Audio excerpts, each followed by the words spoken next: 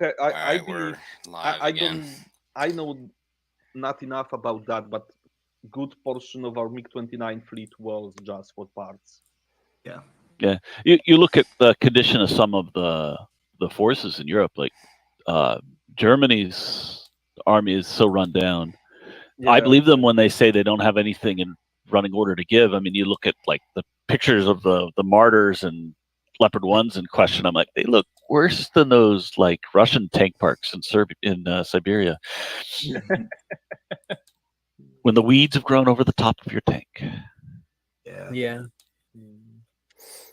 All right, I'm bringing in. I have a little side project to sit down with my son and run a Leopard 1 tangling with like a T-72B or something like that. Since they were talking about Leopard 1s, they asked the Spanish for their Leopards. I wonder if that'll get any traction. I don't know. Maybe there was some talking with Spain about giving them the Harriers.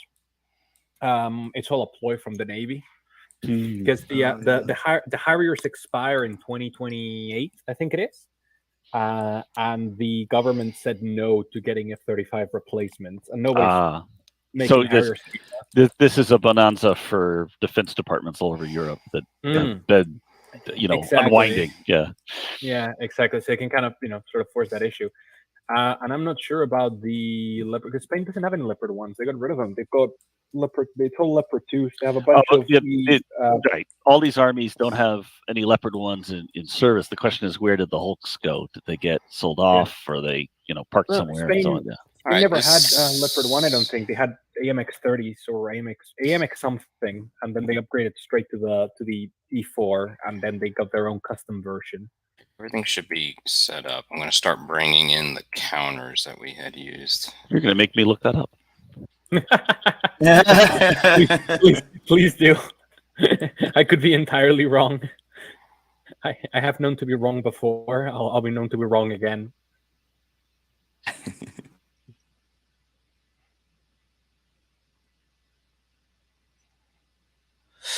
Right now, I'm just pulling in some other stuff from the previous module that we had used. I need some of the infantry, for example.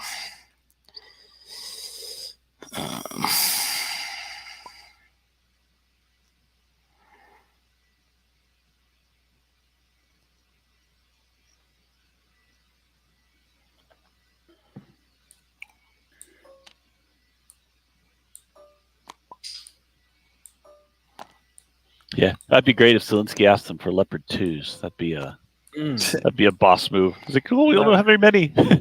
Real game changer in a lot of ways. Absolutely would be. I'm sure no one is willing to give them Abrams or Leopard 2s or Leclerc. Yeah, there aren't that many to give. So yeah. the Challenger 2s to Poland, though, I'm like, well, you're going to have almost as varied a force as the Ukrainians at that point. I must admit I don't follow the military news, especially that with current government there are two sides to news. There is opposition news that basically, government is, in their opinion, pretty much.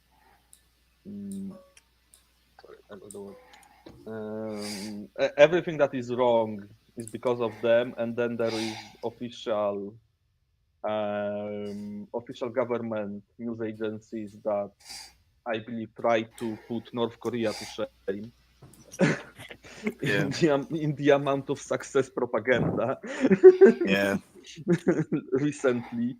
Yeah, it's interesting the trends going on in a number of countries up till the start of this war. I mean, I know that there was an attempt basically to kick American news media out of Poland that hadn't gone through and so on. Yeah. I have a nice little infantry. True. I got an interesting grouping of infantry figures that we're going to use as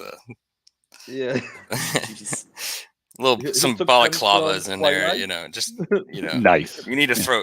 We are not Russians. We are not. Fire up the VDV song. Oh, is this guy holding some Uzi? Nice. Uzi 9mm, actually.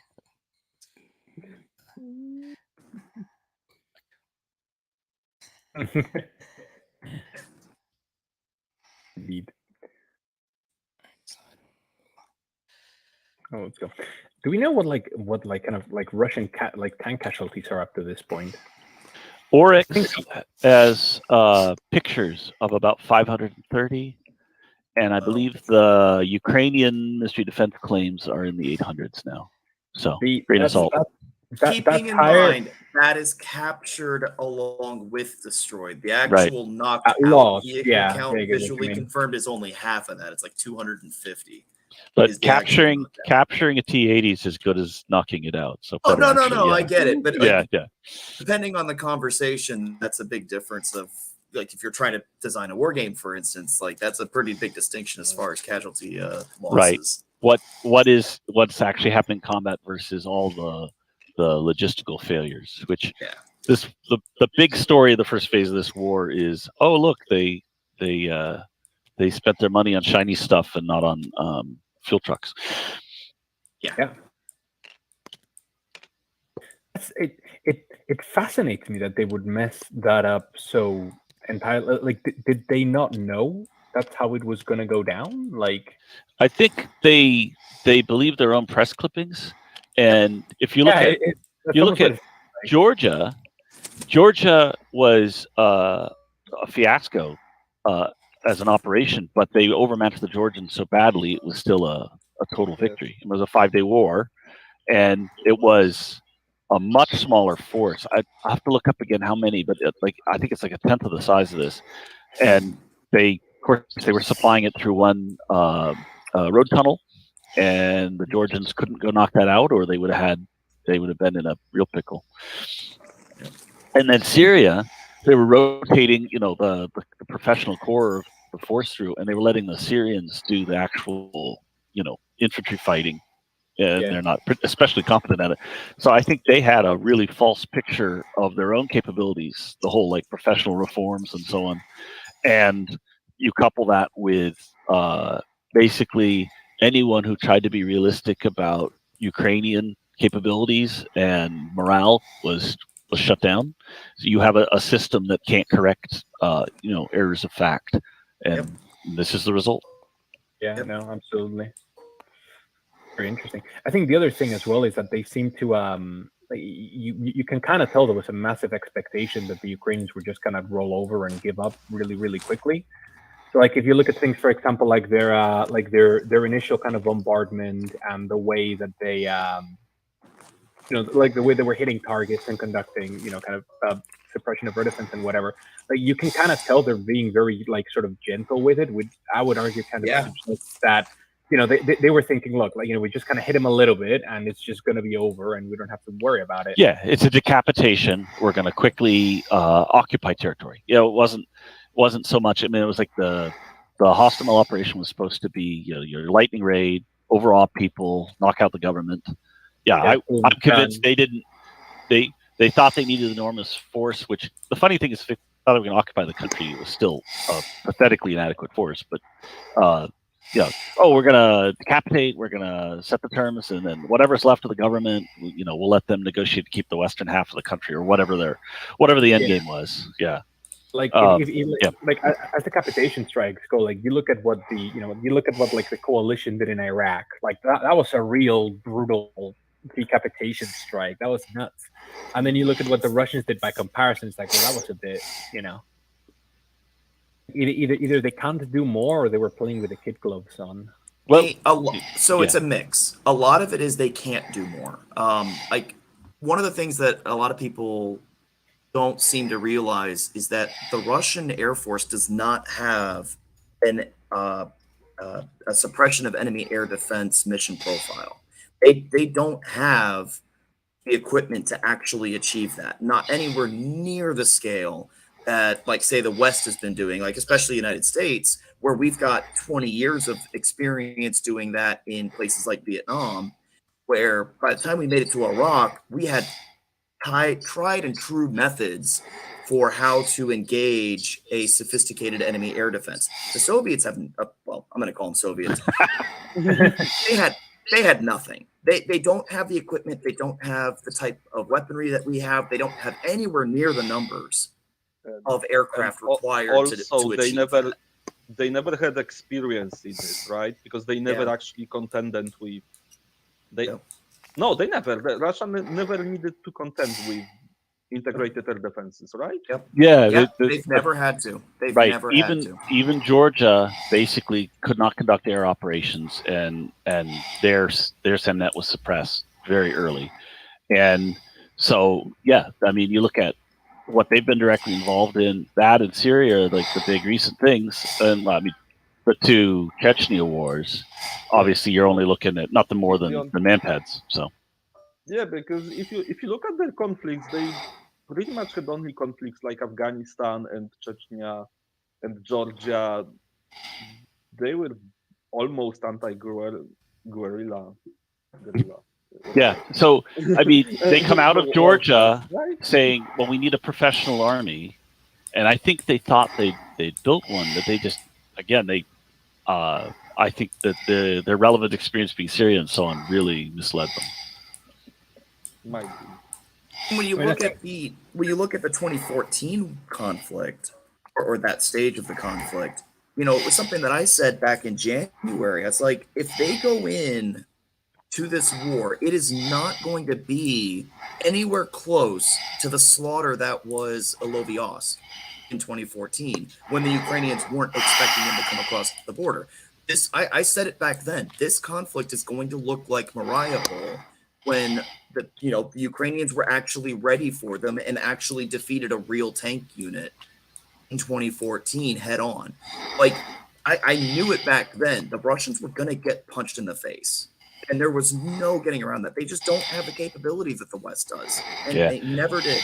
I misjudged them pretty badly. I thought, well, for sure they're going to have trouble with the SAMNets, but for sure they can knock out the Ukrainian Air Force. It's so small, and I was wrong. The Ukrainian Air Force is still operating, as far as we know, after 2 months, which if you'd asked me 2 months ago, I'm like, nah, they're going to be gone a couple days. You know, they won't have any planes flying. Yeah.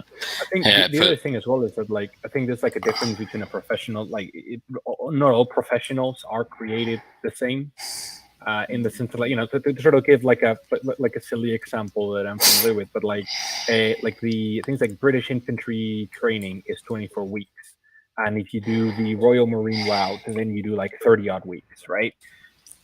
Spanish infantry training is 9 weeks. So, like, you know, like there's a massive kind of gap there in difference, and I don't know how long it's for the Russians, but I'm fairly sure it's on the lower end as well. And then this question of how good the training is, exactly, given the Russian system, because your professional soldiers are really just conscripts that signed a contract. So they're only, I mean, what's their term of service is short. It's like a year, right? So yeah, they don't have time, and the number of people who stay on as the long service professional army, they don't have a long service NCO force. They still have not filled that gap at all. They have junior officers doing things that NCOs would be doing in any Western army. So. It doesn't help probably like morale as well. There is a book published by Osprey that I read recently about modern Russian army that emphasized this problem. Short book, but very interesting. When I find the title, I have Modern Russian Army, and they don't have. One of the things they said that they don't have like professional corps of NCOs, at least 5 years ago, because it is, I believe, this book from 5 years ago, and that was one of the problems. And the second they said that 1 year and the training they had, first of all, is not enough to train for modern combat with modern equipment. It's far too short to train with modern systems. At least to teach them proficiently. I have one important terrain request. Do you have a soccer field? There should be one just west of the bridge. So you mean a football field, right? It's a football field. Yes. Not to be nitpicky, but We're gonna have to live with some of these map pieces not overlapping well. All right, just like a regular table. There you go. It's an uneven table. Damn it! Can't do anything about it. I think we got everything in here. I pulled in a set of the counters that Tom had come up with here. Did I give you, or did I send you the counter for cohesion check eventually? Because remember the cohesion checks last time we marked. If not, then I will send it to you later. We can, if you don't have it, I send to you later. We can, but we can take one go. I think mark. No, we don't. I have. think we didn't have it. Remember? I know I made it, but maybe I sent it for print. Yeah, but let's get one go count. I can go look. I can go look. If I didn't send to you, I can send it to you because you remember what what was last time when we needed to mark everyone with cohesion check. Yeah, well, hold on. Because I'm pretty sure I made this marker after that. After or during or for it? After the game. Yeah, see, I don't. I mean, I'm pulling right from the. We can just pull a purple go marker if you want. That's probably what we were using for it. Is it set to join, by the way, or? Yeah, you should be able to get in there. Cool. What's the name again? Modern Armor. Here, Peter, I thrown it to the text chat. Peter, what's your Steam name? Oh, I don't even know. I think it's just Peter Robbins. I think it's just my full name. Yeah, you're showing to me as Peter Robbins. Chat. Can't seem to find you. I thrown cohesion check marker into the text chat. If you're searching for the game, you got to do a capital M on Modern. Actually, it found game me when I wrote it with Modern. Yeah, there we go. With lowercase. Okay. No, you were right. It didn't for me. I was doing it with lowercase and it couldn't find it, and then I did with big M, and then it did. So. Yeah, but that's interesting because I did it with lowercase and it found it no problem. Weird. I believe you with that. That's weird. All right. I'm bringing in the cohesion. Just hold on. Where did you find this tank? There's the cohesion check marker. P72. Needs to be bigger. I can make it bigger, I'm sure. But I feel like there's a joke. Yeah, I feel like there's a joke here somewhere. That's what she said, right? That's what she said. Okay. I feel like there's a joke here somewhere. I mean, I didn't want to say it, but no, it is fun.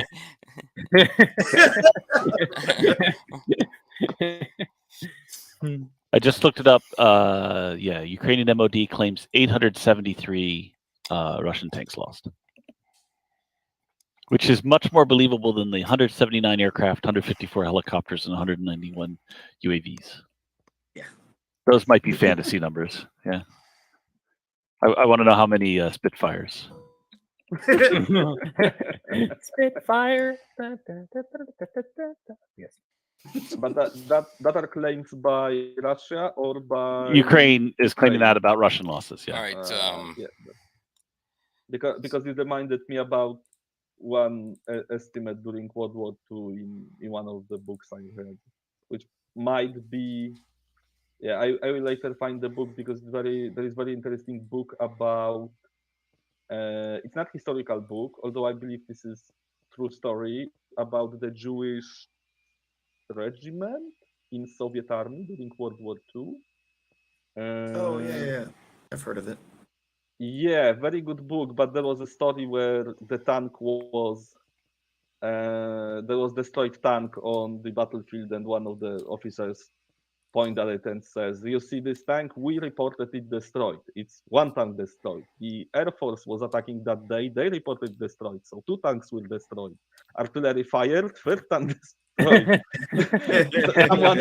someone else reported 5th. You read the official report. 5 tanks destroyed. You see, they rounded it up." Most proficient combined arms in the world, I tell you. Yes. Well, even like the Western Air Forces looked at what was claimed for tank losses, and then they went in and studied the battlefield afterward, and it's like it's an insane ratio, the number of claimed rocket kills on tanks versus the actual kills. I'm not going to quote the number because I don't remember it, but it was a large ratio. Yeah. All right, so I think we have everything in here that we need. I promoted everybody, field promotions to everybody. I'm a brevet colonel now. And so you should be able to move things. I can help you move things. Maybe just tell me where you want things to be. We didn't really, I'm concentrated on just getting everything into the module more now. I guess the only question, the North Bank here, Stephen, are the trees too close to the buildings? I can pull them back. We can delete. Yeah, and one of the features behind town is the rail line, which is like the only cover for infantry approaching the town from the north. I wonder if we want to make some kind of effort to provide that cover. So the woods are not locked. All right, cool. Do you want me to get rid of like this? You want me to get rid of all these then? I would do the first row of trees need to go because they're too close to buildings, I think. What do you think, Stephen? Yeah, I mean, definitely. Yeah. And then we'll just have to remember moving on and off the road in the town is the cutting. So it would be like a whole turn move exposed for anybody doing it on foot, no vehicles. Measure movement. Here we go. If I move it now, that's it. Oop. Oh no, the road. It's stuck to the trees. Toggle. Get trees, whatever, we can move them as we need to. Measure just don't... movement. There we go. So now it should do fantastic. There we go. And you said where is the So do it for the turret. Let me lock some of these roads too for now. Where did you? I don't know if I have a. Okay, so cool. Now, what I could do is take the bridges and make like a facsimile of just a certain. How much of a segment of a railroad is there, and where is it? I mean, technically speaking, it runs the width of the table because it runs along the riverside essentially, like not directly on the other side of town, but it's parallel to the town inland. All right, so here's what I can do. Yeah, where that blue is. Watch this. Behind town, like this. We can say that's the railroad embankment. And you talk about that grid space, space there. Like right about here, you mean? Yeah. I can cover up the cracks too. Watch this. Oh yeah. Right.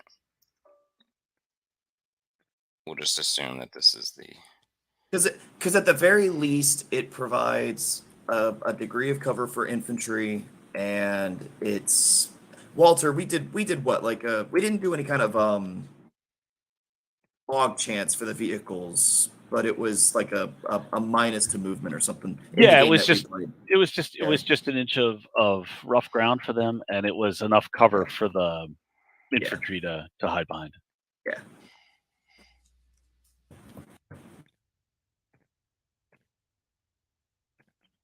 Oh shit. Hold on, let's see if I can.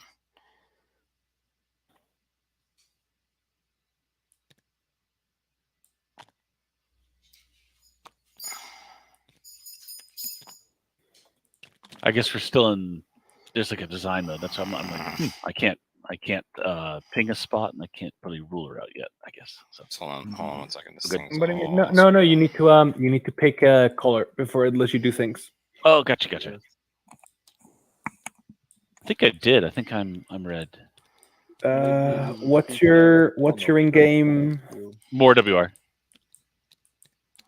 You look like you should. Or W. Wait, hang on. Interact. Are you Rowdy's fan or are you Rowdy's fan? I'm routed. I'm routed. Okay, now great. Cool. Yeah, no, you should be able to ping things. Is your red? I can ping things. I can. Maybe I don't know which button it is. So on There we the go. left, yeah, there we go. On the left, yeah, it's the third one now. You got it. Also, stop you now. can toggle, you can toggle vehicles and items so that they auto measure for you. I'm not sure if you know. So, like for example, if you look at this tank over here, right? If you pick it up and move it, this one.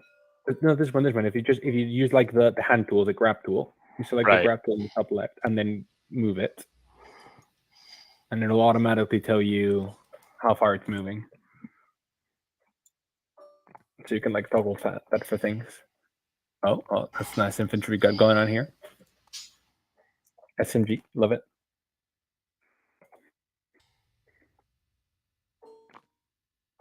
Oh no, I'm in centimeter mode. How do I fix that? In the left, fourth one down line, and if you hover over it, it'll give you the option. Man, dude. There we go.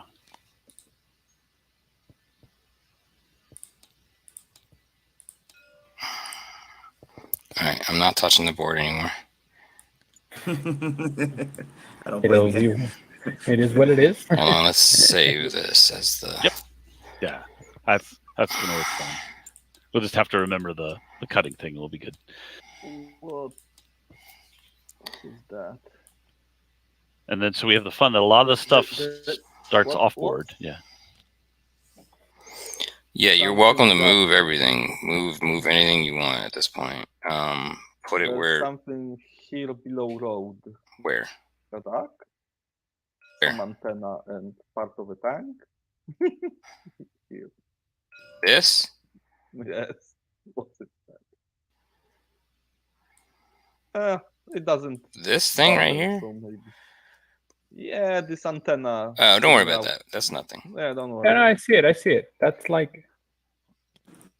That's... Oh, damn it! It has been revealed to be a BMP. Let me see if I can. Hold on, everybody. It was a Oh, stealth still. BMP. Yeah, I should have Just hold leave still. it. Okay, that was visually fascinating. Just hold still. I don't think I can get it. So That's just that's from a previous battle, okay? Oh, there it is. Yeah, it's from we can start talking about initial. Oh, by the way, placement. what's Yeah. cool is you can move your mouse. It's one of those infinite ones, so it generates BMPs. You can make it bigger as well. Hold on. If you press the I plus can't and minus get keys the on a vehicle, you can make it bigger and smaller. Not only vehicle, every piece. Lock it. You need to lock it. We got a we got a Hold on, Gundam hold on. land I ship gotta going on I here. gotta redo it. Hold on. Everybody just hold still.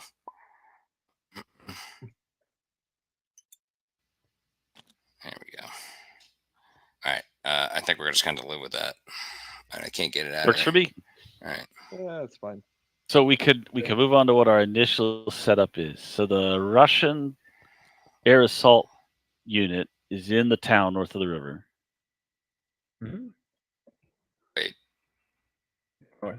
So the Hinds, you're saying?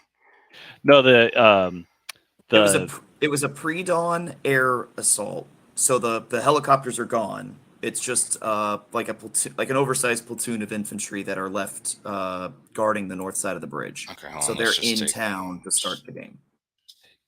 Infantry. Yeah, 4 infantry squads. Yeah. 4 infantry squads. Okay. How much do we want to represent a squad here? Just like 2 figures, or how many figures you want? One figure for a squad would be fun, I think. So we got. Yeah, let's. So just randomly use 4 of these. How can you group them? Oops. Okay, so here's 4 figures each a squad. Damn it. Now reposition them as you see fit. It's fine. Right. So yeah, the Russian players are going to be able to. Why way did they wanna put them in the we? town. Why did we move these hills, or did I do that? Unclear, sir. These were supposed to represent the revetment. Thank you for, appropriately recognizing my rank. All right. So, how the heck did this get under here?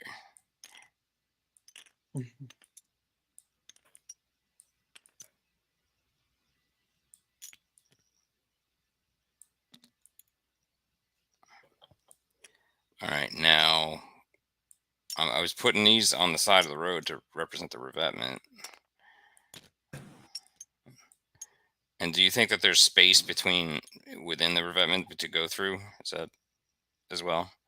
It's basically a solid wall about 50, well, I was going to say 50 feet, but I think so. How do you think that is, Walter? About 25 meters, maybe? Not, Like, it's a pretty solid, almost vertical embankment on the side of the highway there. I'd say, yeah, like 10, 15 meters. Yeah. All right, Yeah. so It's pretty damn tall. All right, now I gotta get all these counters off here. Somehow they get like glued on. It's enough that I would say in game, if you decided you were on foot on the road and you decided to go up it, you would spend an entire turn climbing and you'd be very exposed. Oh my God. And vehicles are not doing it. No, indeed. They cannot move. Not unless they have wings. I Yeah. gotta say, that's the big distinction. That revetment is steep enough that vehicles cannot move over it. Right. at all. And if you want to go into town cross country, you would behind do it. it from behind the railway. Okay. Well, then we'll represent that then. Here, hold on a second. I'll put another set of it. It sounds like it goes all the way back to the rail, past the rail. All right, so let's just do this then. Can't get past this. All right. Okay.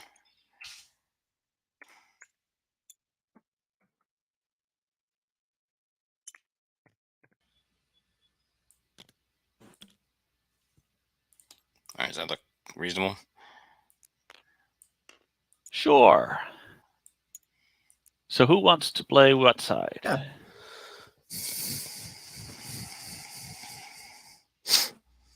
I have no real preference. Oh, I see. I've chosen red, so I can be a risky.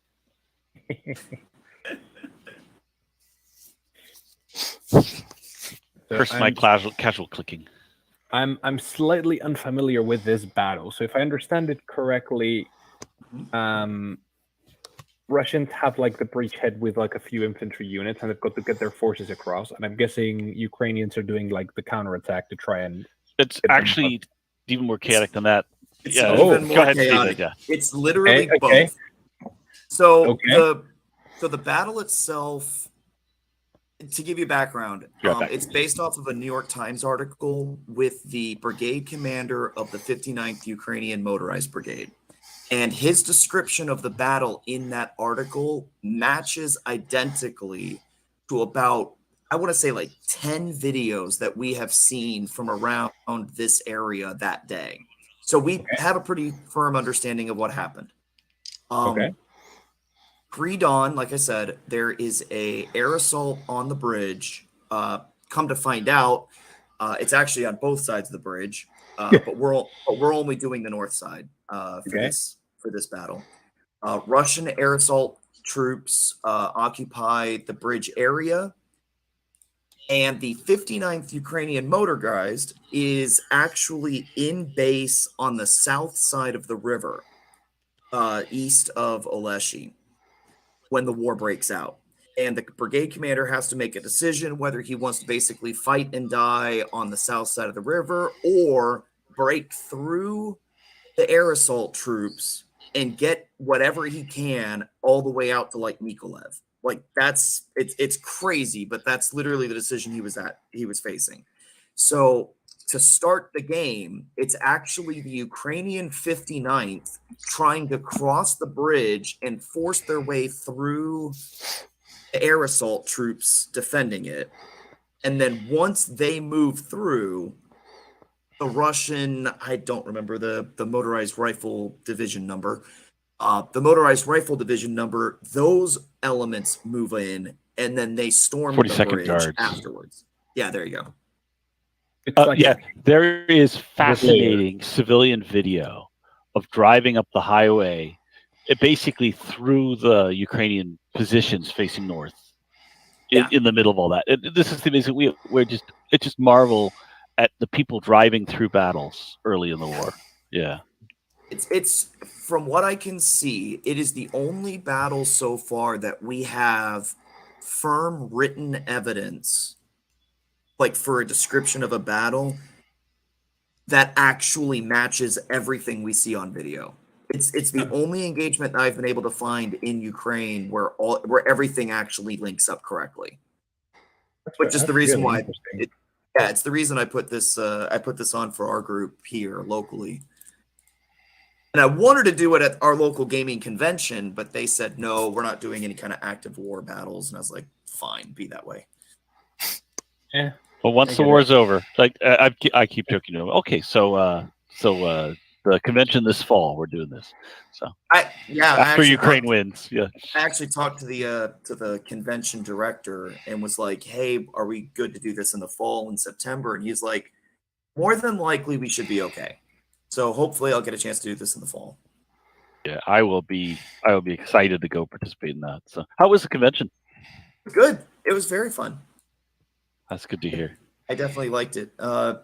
We played a heck of a Battlefleet Gothic game on Friday night. That was fun. Oh. Hey, people are still playing that?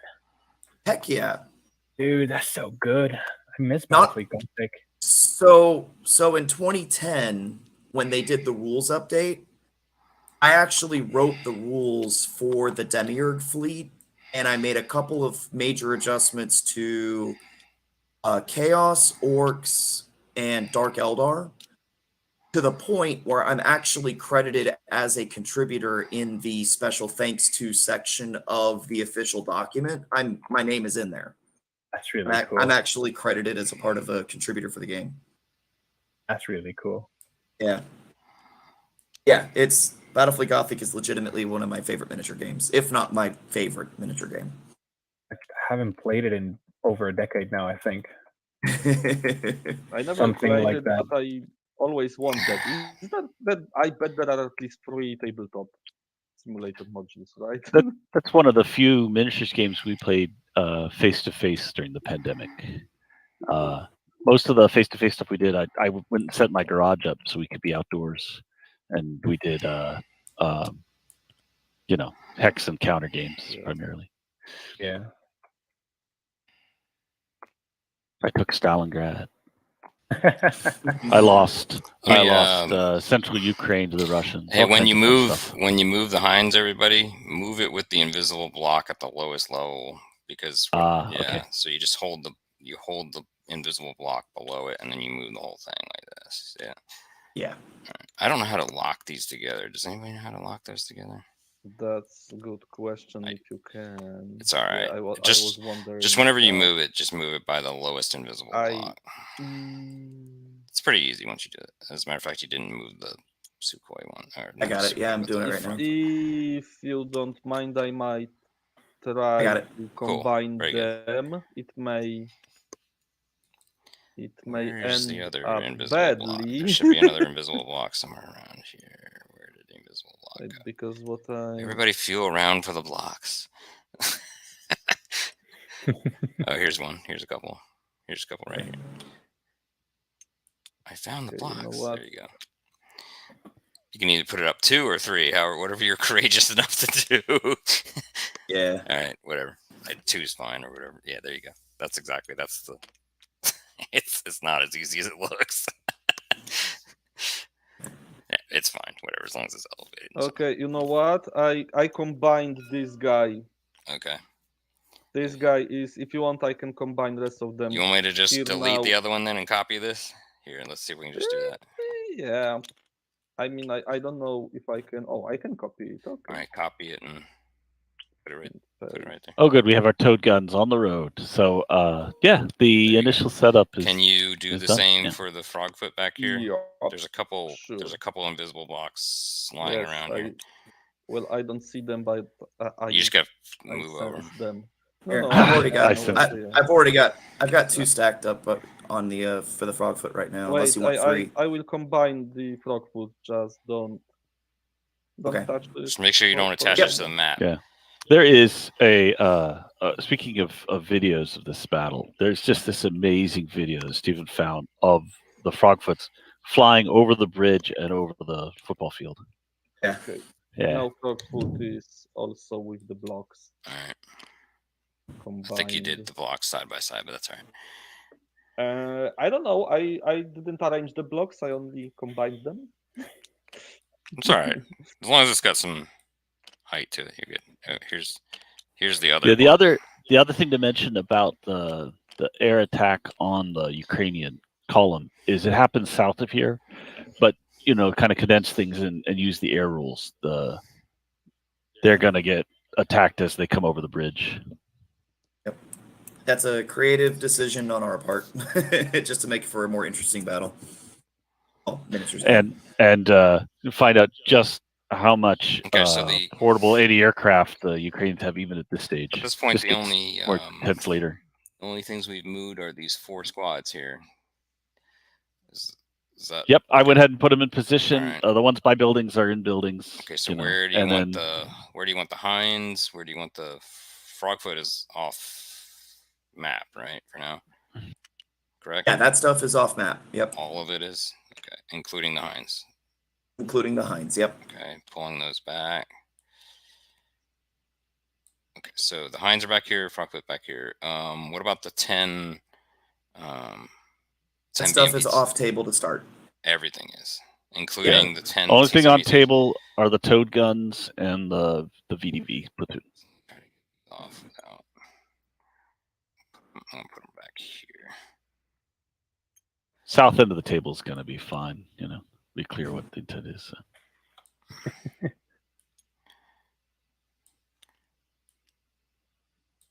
Yes, I could do this probably as a group, but there's. How did we do the manpeds? I don't think we'd come up with the inherent activation yet. Let me see if they're listed for the units. I think we could just use the IAT. Yeah, we'll just do. Like we'd been discussing since. Any squad will have a 3 or less to activate a manped during the appropriate phase.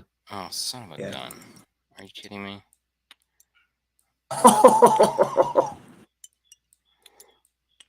Vasislos.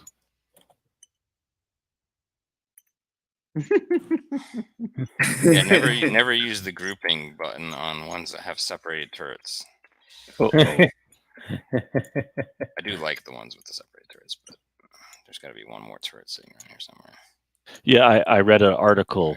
I forget who posted, but they were saying you don't understand the Russian Air Force. They're doing great. They're exactly following the doctrine. I'm like, when I see footage, of course, I'm only seeing the stuff people want to share. That's not wrong. That's not wrong. They are following doctrine and they're doing as best as they can. I actually agree with you there. Yeah, but the idea that they're dominating the battle space and that's their job. I'm like, but we're seeing the successes, of course, but they have to fly really fast, really low, and use a lot of flares to do their job. Have you seen the Moscow was intentional things going around? It's an inside job. Yeah, it's brilliant. No, like actually, right? So you don't understand the Russian genius, right? Like it needed to be decommissioned anyway. So like. I told you. It's Bosnia all over again. Crew on board. Yeah, exactly. So like they've actually sunk it purposely where they've sunk it because now they've blocked like sea lanes or something. Oh yeah, and they've grabbed like an entire like U.S. carrier group. I don't know, man. If they block the sea lane, it's a sea lane for a submarine. But okay, it's a deep sea. There's a very unhappy like submarine out there. Steven, did you see anything more about? I had read that they had deployed that special recovery ship. I forget the name of it. Yes, I hadn't seen it more. Yeah. That ups the chance that there really were warheads on that ship a bit. I'm not sure what to make of that. I think they're just trying to recover it. Yeah, to be fair, like you can just like if you recover her, you can like rebuild her. Not easy, but you know what I mean. Like they might be after maybe some of the weapon systems on there. That'd be the most. Yeah, maybe because I bet costs of rebuilding it after recovery is probably more than they can spend. I don't They know, already had their budget cut. So to be fair, the fact that they were still operating the Moskva is a bit of a travesty. yes, Like that. I mean, exactly. like it's not like its air defense wasn't like digitalized yet, which is just so sad. But I guess kind of goes to show, right? But you know what? From their point of view, that might not be a bad idea, but that only would show that because it still is a platform with lots of missiles, right? That can be used. Sure, an offensive Did they use platform. it to attack land targets? It's No. really not equipped for it, but it was a quite an anti-aircraft net for the other ships. Well, see, that's the thing. Like the anti-aircraft on it was actually like quite bad. it's Yeah, kind of because the point. you know what I was thinking. I thought that they use it to launch attacks against land targets with the missiles, and that would only show that they were also thinking that there will be no opposition, because it's not a bad ship to do that if there's I don't. not much I don't know. opposition from I don't the know other what side, weapon right? system they'd use because they've got anti-ship missiles and anti-aircraft missiles. Yes. Other they ships in the Black Sea in the 30th surface have like calibers and things like that, but it's not well suited to that. It's just I would think it was there, A, because it's the flagship, and B, because it's the SAMNet for the other ships. Did we? Yeah, so the Slava is at this point, well, at past tense, I guess. Its purpose in that fleet was for area suppression, as far as anti-air capability. That's what it was there for. It does not have anything to attack ground targets anywhere. It has nothing equipment for that. It is an anti-ship platform and an anti-air platform. Most importantly, though, is that it's a long-range anti-air platform because it does not have anything sufficient for short-range missile defense, which means that in this case, when those Neptunes came in, the only thing it had to successfully engage the Neptune was its close-in weapon system. Oh no, the S-300 could have done it. It just didn't fire. Well, S-300, I don't know, is going to track a Neptune. It's a small target at water level. You can absolutely, it can absolutely do it. But that's so with the. But if the Hokum on board, version. the problem is that if the Hokum on board is not airborne, then it may not be able to track the target with sufficient time to launch and engage. Well, and so there's a big like if they're not actually set up for it correctly, which by all accounts, from what we can see, they weren't. Well, that's what's really kind of sad about it, right? Is that like this is like 90s, so like 1970s, you know, like your like hazard parries and your sprints or whatever, right? You've got an actual operator that's staring at the console, and then when the console lights up with a target, then the operator has to manually tell somebody, hey, like, you know, I think this is a missile, probably. And then that person needs to run, and they need to get whoever's in charge, and then they need to turn on the like it's all manual, right? Yeah. And so the Aegis Revolution, which was the Ticonderoga, is you take all of that process, which takes minutes. Like it takes a lot. Like, I mean, if you look at you know, the interception, I never remember her name. Intercepted the missile coming for the Iowa, the Type 22.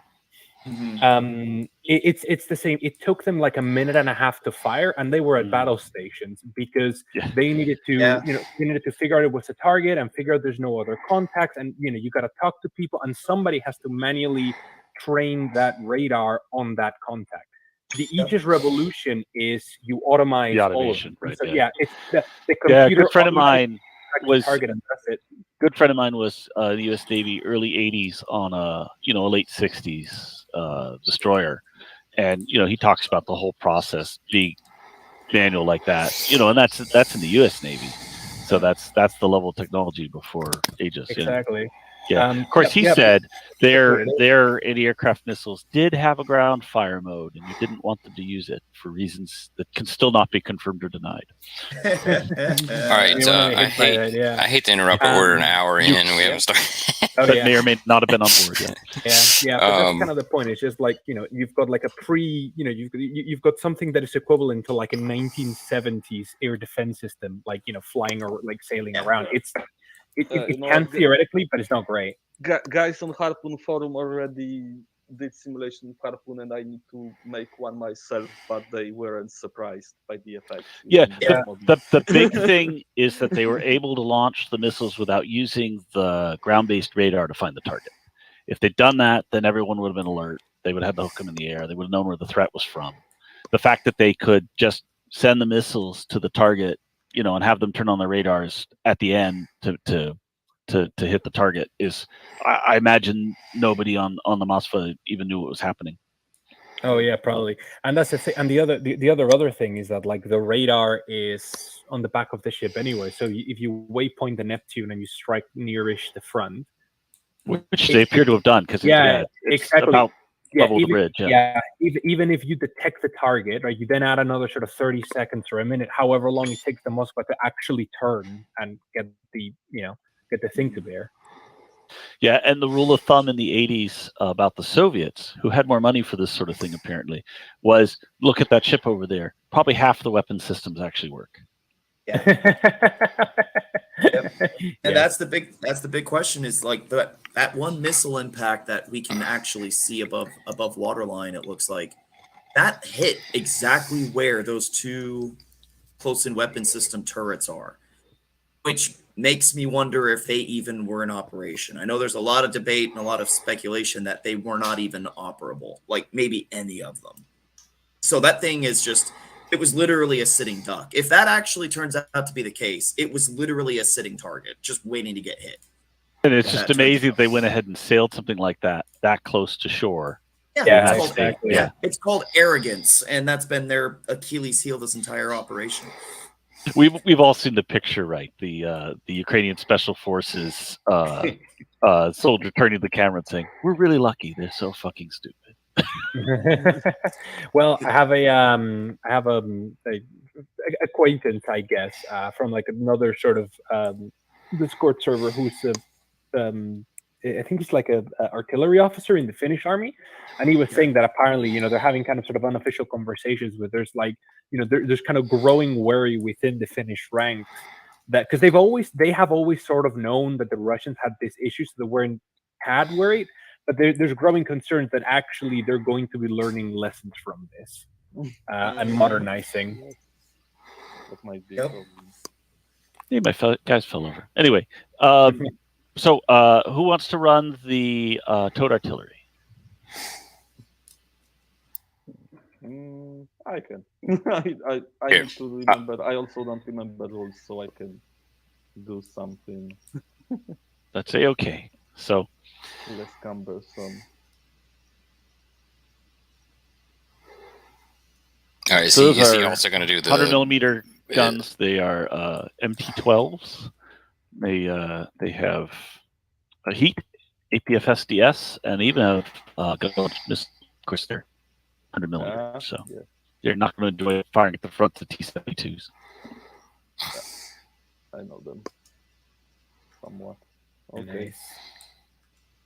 So they are right now towed, right? Yes. Right. They are limbered. Oh, so the rail goes over the road, but we'll just play accordingly. So it goes. It's not that big of a deal. Yeah. Right. It's actually not a big deal at all. You just want me to have to. No, totally irrelevant. It's totally irrelevant. You're fine. We'll just remember it if it becomes tactically important. Yeah.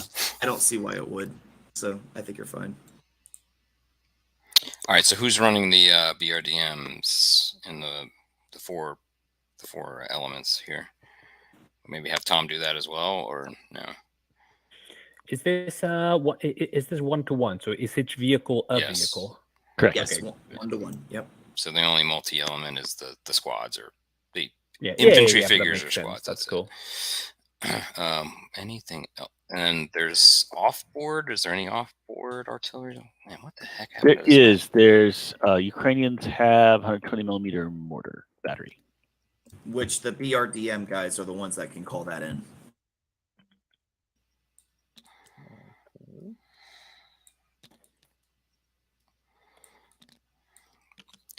As any good tabletop GM, I'm trying to cover up all the crazy spots back here. All right. So I am busy reading about the Nagorno-Karabakh War of 2020, and the things I need to account for with drones are blowing my mind a bit. Oh, yeah. You will need to write few new rules, right? Yes, I'll have to expand my UAV rules again quite a bit for offense and defense. Also, I wish to quote from page 3. This is the first war in history won primarily by robotic systems. The picture that comes to my head is very Terminator 2. Right. So are these the BTR elements and T-64s? Are these accurate? Do you like the scale? Do you need me to scale them up at all or down or anything like that? They look pretty good. Oh, they look great. They're perfectly fine. Are they in the correct positions as well? They start off table. They start off table as well, so they're just okay. They're just so they're just going to be coming up here. Okay. They're actually coming from the opposite end of the table. So the 100 millimeter AT guns, that's the north end of the table. Yes. The 59th motorized was deployed south of the river when the war broke out. So they're actually running north as this game starts, and then the Russian motorized rifle are actually basically chasing them. Oh, okay. I didn't understand that. Okay. All right. Yeah, it's chaotic to say the least. All right. All right, so who's running what? Who else is running what? Who else wants to finish out the Ukrainian order of battle there? What's the last bit? Well, there's a bunch of it. There are the T-64 elements, and there's the BTRs. I put a picture from the battle at Steven's house in the Discord chat. I wouldn't mind some T-64s. Okay. All right, are they coming on? Are they coming on pretty much the first turn? Oh, nice. They're going to end up coming on about turn 3 because we're going to give the couple things need to evolve before they come on the table. So very nice. Right. The mission that's been given to the artillery battery is to cover the approach to the bridge. And then you can play it however you want, but in real life they did not realize anyone was in the town. So that's that initial setup historically is they are down in the cutting on the road. 64. Oh, so yeah, 264 VV. Cool. So realistically, I should be ambushed. It's up to you, but yeah, that's what happened historically, right? Yeah. You're going to the bridge to set up, so that would be the historical move. And the BRDMs come in to try and rescue you. And then the 59th comes in. It's a party. Yeah. Just to clarify, for the T-64, it's the T-64 VV/R. Yes, the Russian Soviet tanks. Yeah, on BV. the book. Yeah, BV. Mm-hmm. Yeah, cool. All right, let's make sure I've got the right profile. Fantastic. If you scroll back up in the Discord chat, I put the armor cards in as well. Although I believe we have made a mistake. I made a mistake, and I gave too good a ERA rating to the T-72s, the Russian ones. There's Relic, but I think it's only one section turret, and it doesn't rate ERA 2 for the whole tank. So I will be revising the armor card. Cool. One of my long-standing projects is to have cards for individual airframes, and I've been working on a draft for that. So at some future point, I'll be able to see. And here's a hind, all the possibilities for the hard points and so on.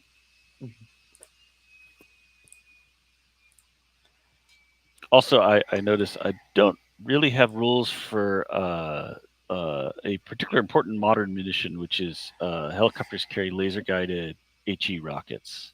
I need to make sure I have those cleared up in the rules. So.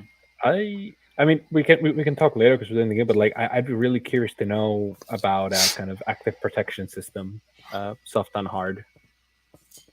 So it's abstracted, but there are soft kill and hard kill and laser detector rules for tanks, for vehicles. And basically, it's just a chance to interdict the incoming fire with the soft and hard kill systems. So I wouldn't say it's super detailed, but it's okay.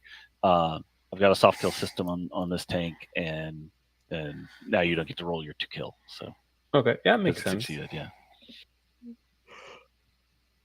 And what I added for NATO enhanced forward presence was the first cut of like kamikaze drones, jamming systems, and so on. And that needs to be expanded a lot because the level of sophistication that's coming, basically since I wrote that, there's been a revolution in what's available. You see just the start of that in Nagorno-Karabakh. Yeah. The scale of human in the loop systems going out and doing the fighting for you is impressive. Yeah. But we're in like I think the British were talking about for Challenger 3 having like an integrated APS with like data link tanks that talk to one another.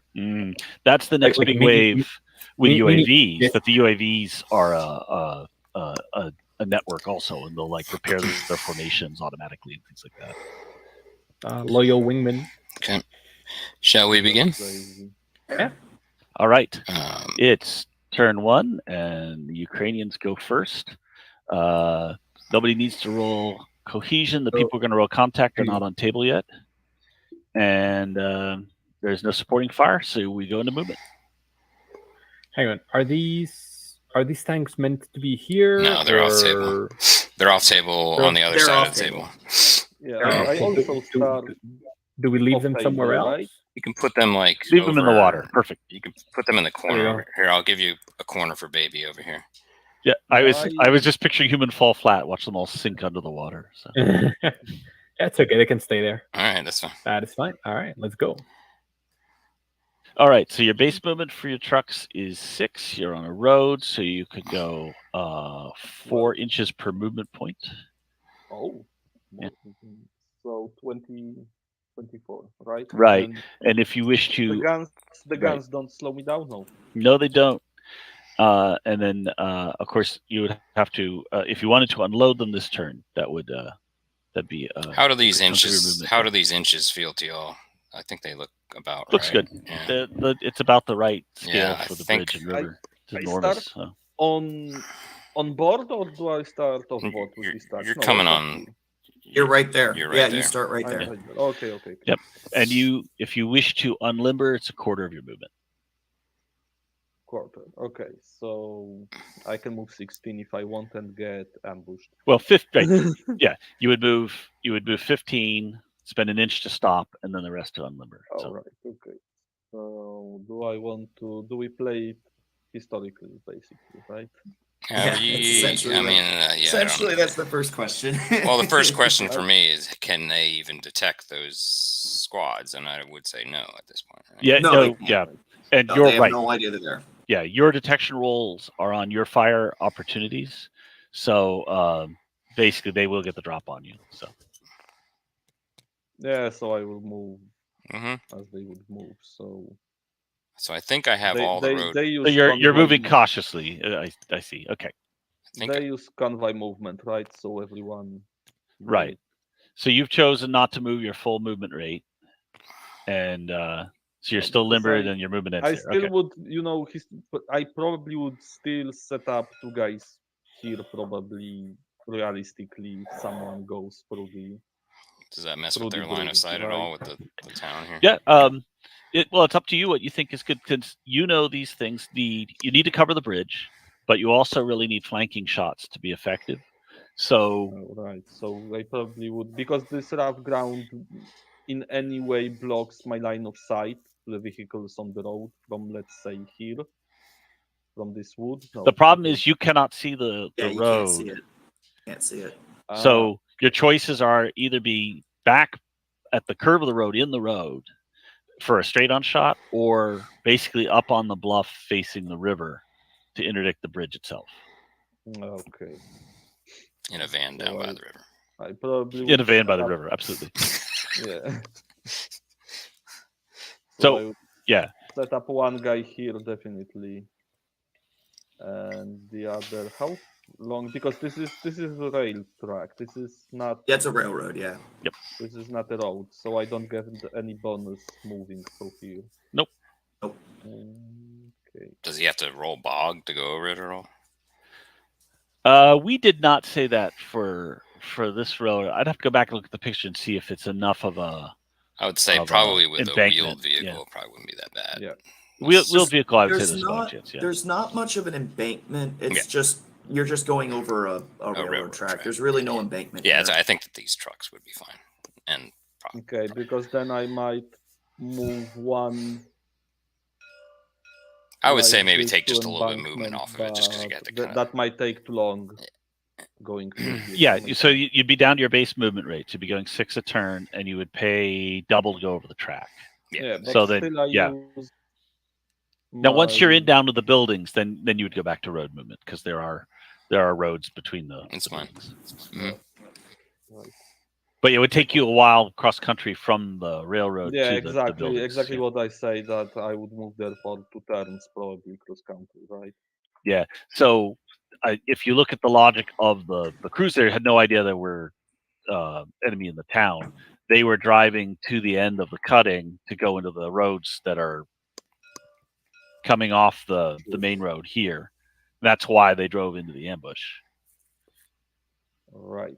Okay, but I would, because now I still can. Oh, or can I unlimb this guy? I can unlimb this guy, right? Yeah, and this is a highway, so there would be room to go past once you've unlimbered. This is direct. This is indirect fire capable artillery, correct? They are. They need a spotter, and they seem to be using a lot of civilian UAVs Okay. for that purpose. Okay. Ooh. Are we going to depict that It's here? not clear that this battery had anything like that. 'Cause, Yeah. I mean, they came right out of barracks to this spot. Okay, I understand correctly. This rough ground basically blocks line These are of sight for revetments. this road. Yeah. Right. The road is a good 10 meters down from Okay. just, like immediately on either side of the road. It basically cut into a hillside. Okay, so I can realistically set up one gun here that can fire, or maybe 2. I would say if you set up 2 guns, that you will have plugged up the road Yeah, at that you point don't and wanna slow plug your it. movement Yeah. down. But you can move Yeah. people past before you unlimber the second gun. So No, I will unlimber one gun, and these guys then they have left 8 inches of movement, right? You could probably They get don't up to unlimber. you can probably get up to the railroad, I think, probably about. yeah, right. One- You're one behind the railroad would be At where least you're one moving. guy Yeah, that's can cool. move here. Perfect. Yeah, Oh, no. wait, here, I'll lock that. Put that down. yeah, like these guys. The deity shall lock it. There we go. You are locked. We deviate from history. Matter of fact, Only a little bit. this one's annoying me a little bit. I'm gonna put this. Ah, VDV. I probably just covered up your. No, they're on top. Is someone eating Lay's chips? Yeah. Well, not Lay's chips, but it's fine. It Snacks. was either that or you're burning. Okay, and this guy Something. I believe can move as far as here. Oh, they actually can't move this far, I believe, because this 6 inches is assuming I'm using road movement, so probably this Right. Yeah. guy- Your total is 6, and 2 of the 6 is going to be going over the rail. So they're going to be a while deploying anywhere. But once you get over here, then you go back to road movement. Okay, so I will end up here because I believe I can't move any much further That's fine. than this. Okay, so who's next? So who took BRDMs? We could just all collectively move it. Let's. Okay. BRDMs, Stephen, then next turn. Yeah, turn 2. So everything else has fully moved. Nothing else comes on board. Nope, nothing else comes on board right now. Okay. All right, Stephen. Do you think I have any chance? Do we have any chance of spotting each other where the gun is and where I am on the cutting? It's a steep I think angle. this guy probably might. Yeah, I'd say that lead squad definitely has a shot. Or All has a right. chance. Open up in the Russian. I'm gonna make a lot of Firefox quotes today. And 5 moving vehicle. Okay, I am aware of you and not shooting at you. Okay. And Thomas, you can roll dice. Let's see if you roll a 4 or less. On 1? 2 Oh. dice. Okay, you are blissfully unaware of the VDV. All right. Well, that takes care of Ukrainian turn 1. So Russian turn 1. The only thing you have to do is the VDV. So Yep, done. done. All right. So now we go into Ukrainian turn 2. So does the VDV So let's go have through the any turn- real just anti-tank, for- or is it just rifles? so just for turn We have sequence, we have light anti-tank weapons Yeah, that are there inherent is to the a- squad. Yeah. just to let the Yeah, there audience. There is a RPG chance. or- So infantry anti-tank is random as far as the appearance. You don't always have it because you actually have to activate it. So it's not a guarantee, but yes, they can have them. So just to be aware, so like the audience probably has potentially never played the game. So if we could just kind of roll through the sequence, even if we're skipping anything, Right. So yeah, we for the Russian turn, was not required to roll cohesion because I have not been under fire. I don't have any assets to call in yet. Although I imagine I probably have an forward air observer in the VDV platoon, but I don't have any reason to call assets yet. So then I chose not to do any supporting fire. I chose not to do any movement. So there was no defensive fire on me, and I don't have any advancing fire. So those are the phases. And no close combat, because I didn't end up next to anybody. So let's see. 2010's elite. All right. Infantry, light anti-tank weapon activates on a 5 and is a medium warhead. Probably an RPG 22.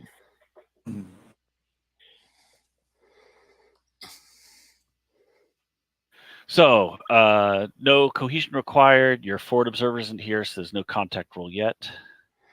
So we are into.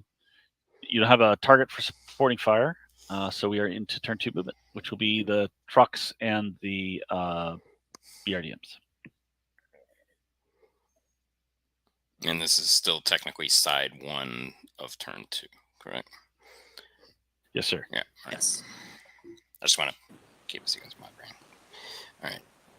So my tracks again are up. Yes, sir. Yes. You know what I should do is make little tiles for what sequence we're in and stuff like that whenever we're doing these games. So I have 6 inches base movement. And you'll lose 1 inch to the rail. So yeah, you'll go 5. So it doesn't have to be perfect there. Something like that. I'm going to make another cup of coffee and be right back. All right. Put the camera so they can see everything. And 5 inches for that. They just hit this. And what to do with these guys?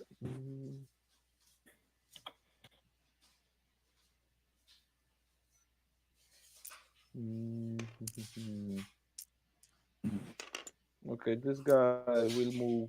So he can move. Wait, it is. He can move 24 inches. Yeah. Yeah, On the past this gun, right? So, oh, right, because I can. Okay, you know what? I will. I will. Good man. Let's assume he wanted to.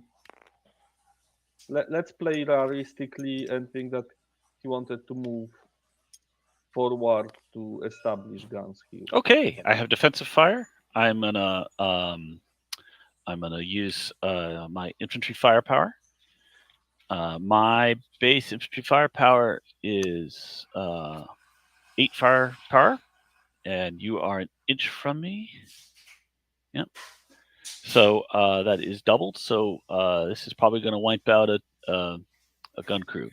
So I'm on the 16 column for the infantry fire table, I don't know if Peter has the charts loaded in this game, but anyway, I'm on chart F, infantry attacks, and go back to the grab tool there. Let's see.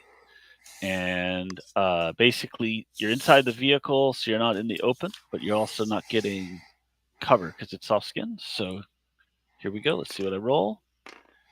I've rolled badly. I've rolled a 9. Oof. On the 16 Oof. chart, that's a hold. So you must the vehicle is going to stop. The crew is going to get out of the vehicle, and there's going to be a hold counter. Okay, find it there. If you can't find it, I can help you. Yeah, that was an opportunity to wipe out a squad. Where's the hold counter? Did I make hold counter? I think I did. Are these all counters we have? Because I'm pretty sure we don't have backsides, or do we? No. Or maybe we do. Okay, I don't see a hold counter. I can go look for one.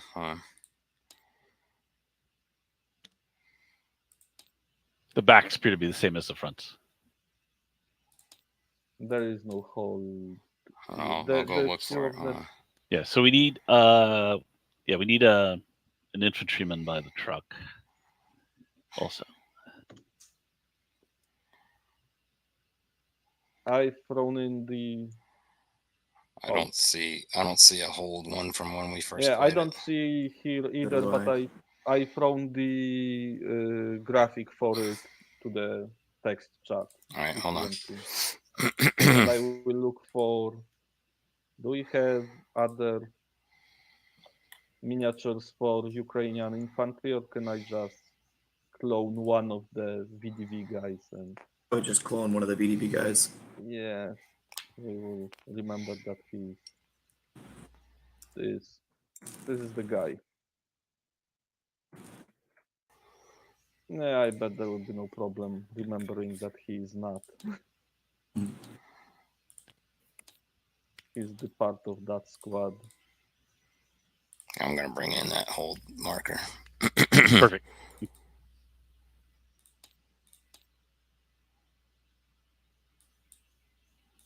And when we come around to the next Ukrainian turn, there'll be a cohesion check for the anti-tank gun battery.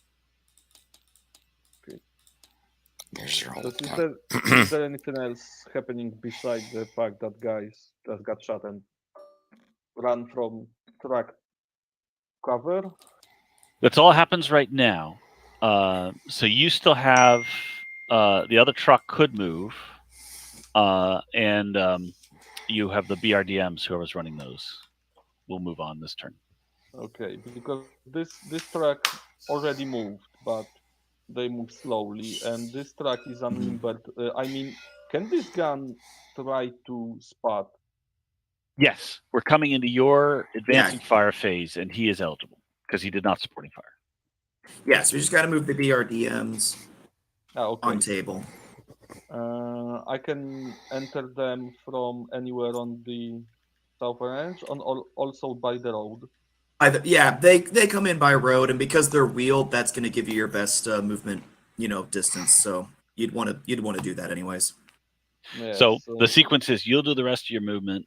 I'll do any final defensive fire, and it looks like I have one guy that will fire, which is that. Okay, because I can move. I don't remember what the speed of BRDM is, and I don't see. Is that BRDM in the charts you provided? Yeah, the armor card for the BRDM should be there. BRDM should be 14 wheeled, so you could go 28 inches on the road, or your base move rate's 14. So 24, you say? Right, so yeah, the armor card shows wheeled 15 inches, river amphibious. Yeah, so I can move. You can basically come right into the cutting because you're on the road. Okay, but I can move button when you see small arms fire, so that'll slow you down. Wait. So I can move up to here. You go further than that. Yeah. I mean, obviously, once you realize you're where combat's happening, you would button, and then you're not going to have the road bonus. But you could move basically up to where the truck's in combat. So how far can I move? Because I believe I had 24 inches. Oh, it's 24 inches base movement. No, 24 on the road. Oh, Yeah. so I can reach up to here. From Okay, that's outside. 24. This I is got you. 24. I understand the scale of the table now. So Yeah, it this is looks like 24 inches, so 12 to me. Here, I'm gonna use No, my. it's 24 from. Yeah, I actually bought myself one. Yeah, 1 inch of movement. So this is as far as they can get right now. And this Are you guy, sure? Does that look right to you guys? I I don't just know, want to I make sure may you're have- on inch measures because I I'm got on inches. I that have gives me 12 to there. I mean, the easiest way to do it is you could just measure straight from the. You can measure from one of the vehicles. No, I have. Yeah, no, in just saying. this- I was measuring that distance, and it's the number my ruler gives me is 12. So I'm confused. on Oh, what's going because on. Make sure you your checked the scale. last guy, but the first guy is 24 because they enter. They are entering through here, right? They enter from here and they have Look. 24 inches. Yeah. From Hang on. Put the vehicle back. Put the vehicle at the start of 1 sec. Someone like else a- check with their ruler. 'Cause- All right, no, hang yeah. on. Okay, so drop the vehicle, right? So toggle Make sure you're on measure inch. movement. Okay, now move it. Now move the vehicle, and it like measures automatically from the point where the vehicle was. Right. So there is no there's no like kind of doubt. I guess I'm not sure my ruler's given the right measures. How do I change that? Well, Oh, okay, so hold is on. it- Look at go Check that over because to the my ruler left. Make sure tells me make sure it's on inch. So Yeah, I have an inch. no, I have I'm 24 asking inches. Walter. Yep. Okay. Likewise, I show the same thing you do, which is 24 to that point. Okay, perfect. Yeah, I had a There you go. technical problem with my ruler. There we Good go. job. Stop breaking your ruler, Walter. Stop playing around with your ruler. Yeah, Feel like there's another joke in there somewhere. no, somewhere. Yeah.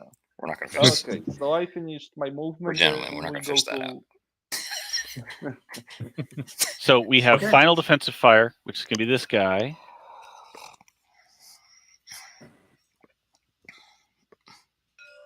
Firing on your squad now. And your squad now has cover from the truck. Mhm. And I'm more than an inch away. Am I close enough to fire? So you're not in close Yeah. combat. Right. So this will be on the 8 column. So here we go.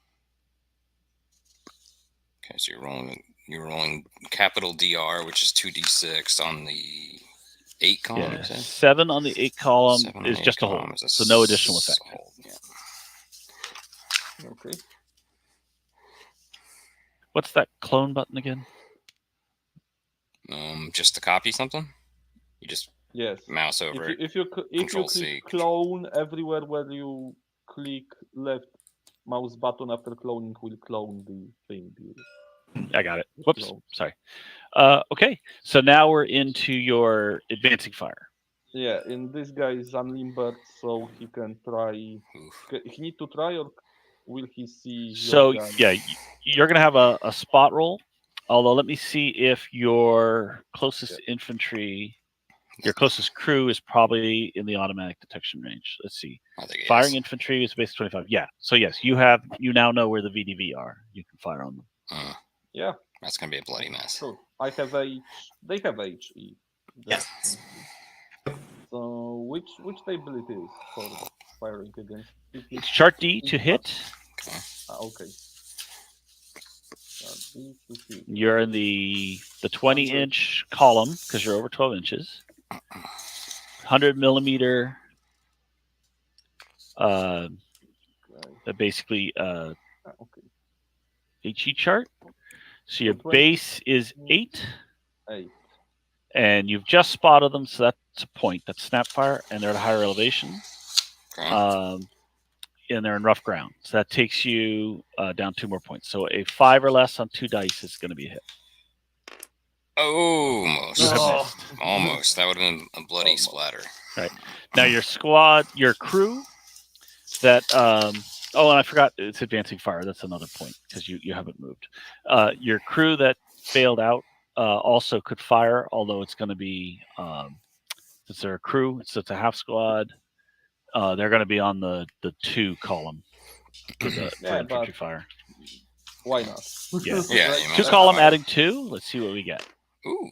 I was going to saw Snake Eyes for a Yeah, second. That was Almost. devastating. Yeah. Almost. So, You almost pinned him with down. the terrain on the higher elevation, it goes from a 6 to an 8. On the 2 column, that has no effect. Okay. Almost did something. But now I will have to take cohesion. So that's good. Okay. So, oh yeah. So we place cohesion check on them or not? Oh yes, that's right. You have the cohesion check counter, and that's where we're headed now. So Already there. I've already got Very you. good. Already. Okay. Thanks. all right, so Okay. now we're into the Russian part of turn 2. Okay. So I will go also make some coffee in a minute. Hold fire. What are we, British? Is this a tea break? What Hold are on. we doing? He's getting coffee. I'm getting water. Be right back. Go on, guys. Go on, guys. I'm getting the Irish coffee here. We're good. All right. Okay, Hold. because I'm not needed for at least few minutes, right? Don't worry, we'll take you out. Pew pew. I must think. No, because I wait. Do I have something else? No, there's advanced fire, and then we move on, right? Because Yeah, after advanced fire, it goes into the next player turn. Okay. So. The rest of Ukrainians, I bet because I have nothing. Yeah. So the else. one thing that I reread in the rules, I didn't realize you could actually hold your artillery fire to any of those firing phases. I always thought that you had to do it right away. By the way, so. Yep. So Yeah, there's in other words, definitely so just as a recap, it's like for artillery, you have to do these, or support, you do contact, but then you don't. I'm back. So then you don't have. Correct. Yeah. Cool. Yeah, so yeah, you start with your contact roll, and that if you achieve that contact then you roll, can basically call it then in. you can determine when you want to try to activate them with which phase, or if you want to wait till the opposing player turn and do it as like a defensive fire action, you can do it that way. I didn't as well. know that either. I didn't know that. So that's interesting. Yeah, and matter of fact, right, if you have a battery on contacted, Right. you can use it during one of your fire phases on your turn, and it's available again for defensive fire. Oh. So wait a minute. artillery can be, if people are out in the open, artillery can be Okay, so devastating. hold on, wait. Let's recap that. So you can actually fire Okay. it twice in the. So double. it's your turn. Yeah. It's your cohesion phase. Right. You roll to contact Right. your offboard asset, Right. air or artillery, Right. and you make the contact roll. So during your supporting fire or your advancing fire, You can have a fire mission. or Well, You can say, right. Well, time out. Even a step An back, activation you're getting a roll, step- right? You roll for activation for the first time you want to try and use it to see if it actually arrives that phase. Now, if you fail the support fire, like say that was the intent, you wanted to do it during support fire, and you fail that activation roll, you can attempt again in the advancing fire I didn't know phase that. to activate a second. So it doesn't to count activate unless again. you actually used That's it. right. And so, like the normal, like a common sequence would be during supporting fire, you do a spotting round, and then you activate again in advancing fire for the fire for effect because it drifts. There's less chance. Oh, I of didn't know drift. you could do that either.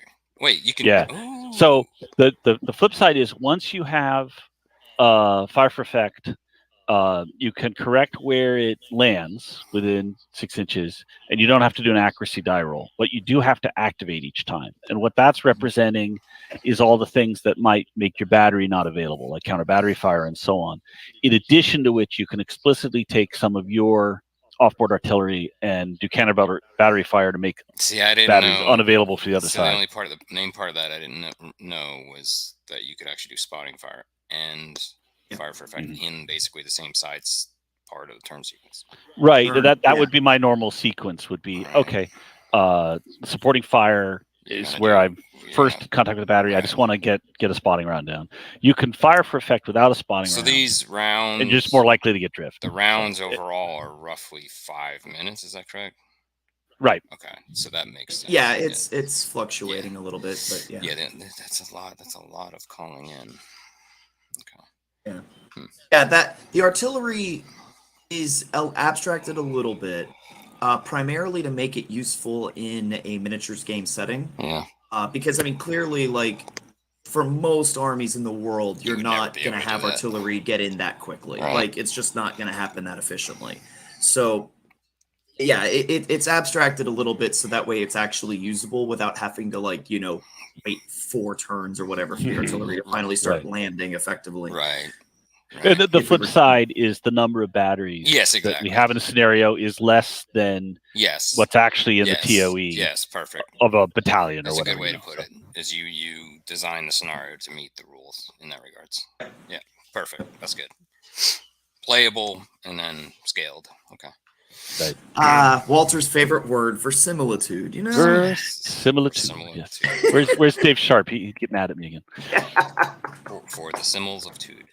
Okay. That's a good word. Not gonna lie. It's a college word. It's a college word. So good. So we are up to side 2. Wait. Right. We're in my cohesion phase.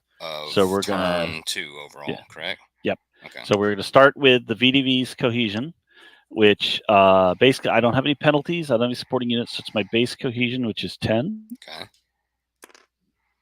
So you need that. And I did not do the classic thing that we do in these battles and immediately fail cohesion. So no cohesion effect on me. That's what I did. And I may as well get on the radio to air support. So I have them ready if I want them. So that's going to be activation roll, contact roll. Sorry, contact is going to be. Walter, you do realize though that the cloud deck is too low and that nothing can come in. Okay, that's right. We've delayed the clearing of the clouds for the scenario. All right, never mind. I won't call the air assets then. So now we're around to my supporting fire phase, and I guess I'll have to see if Thomas is still making coffee. Must be. Okay. He's just calling in a few tank platoon movements for Poland. So yeah, right. He's okay. Yeah, that was just give him a historically that was one thing that impacted how the battle, the Ukrainians attacking the VDV troops at the bridge. The VDV couldn't call in air support, direct air support because of a low cloud deck that morning. It was kind of a foggy low cloud deck. So that it ends up being historically why these troops get defeated eventually. But once that cloud deck clears, that's why the 59th gets basically annihilated on the road, that morning is when the clouds finally clear. And it's like everybody's a sitting target. Mm-hmm. How far away were the forward positions of the air elements? Do we know? So the Russians are flying out of the Crimea at this point. Ooh, okay. And from this position on the bridge, the 59th motorized start the morning in a base about, I think it's like maybe 10 miles from here, 15 miles from here. Mm-hmm.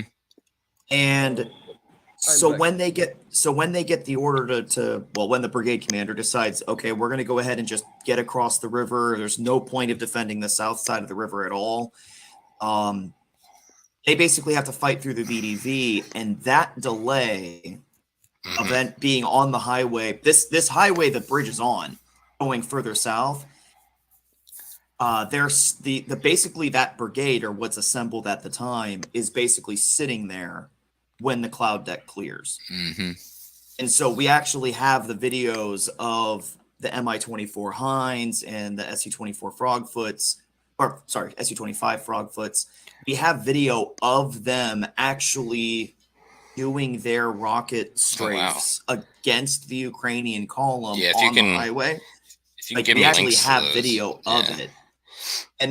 And then afterwards, we actually have the video of civilians driving through the wrecked column on the highway, where you actually see how many Ukrainian vehicles get destroyed during that air raid. Mm-hmm. It's a substantial amount of their total losses for the war still, from that one fiasco. Yeah. Yep. The video that just blew my mind was all the cars going down the highway and the buck on the flatbed blowing up in front of them and them turning around like you would. Such a chilling. It is such a chilling video when you're watching that. If you guys haven't seen it, I have not actually. So it's a civilian car. It's in southern Ukraine. We're pretty sure it's around this area, and It's just driving on a highway, and all of a sudden you see an Mi-24 fly over your head, away from you.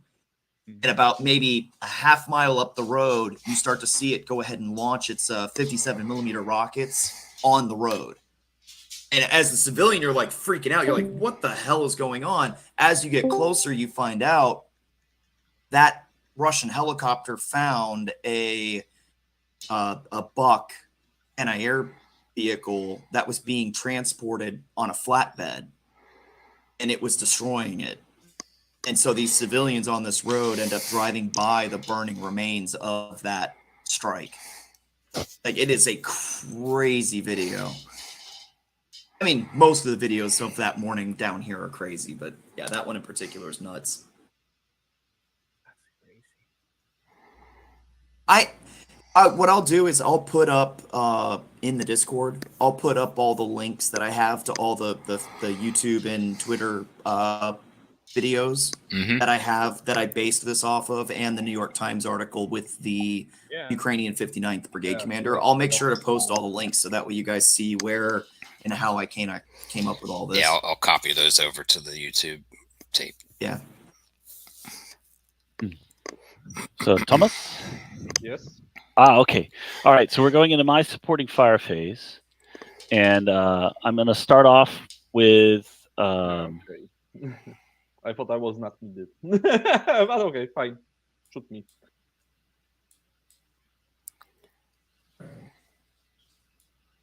Fire away.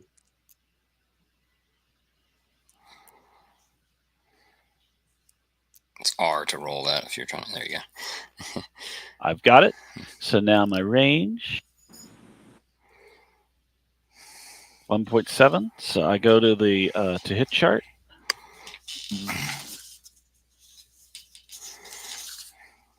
Medium infantry anti-tank. That's a base of 10. I've got no modifiers, so. What are you firing? I hit. And so that's now medium infantry anti-tank against the equivalent of 1 armor. So I'll roll again. The truck is now a wreck. Oh, okay, so you were firing an ATGM there? Is that right? RPG. Yeah. RPG. Yeah. And I'm now also, that same squad is firing its inherent, it's infantry firepower, 8 firepower against your squad, which still has cover from the wreck there. This time I've rolled a 6, becomes a 7, which is still a hold. So the hold's just going to stay on this guys. The other squad's also going to fire. And I have not done anything else. So no effect on you guys on that. So they are not suppressed. They are on. They're only on hold, right? So where's the supporting fire? There we are.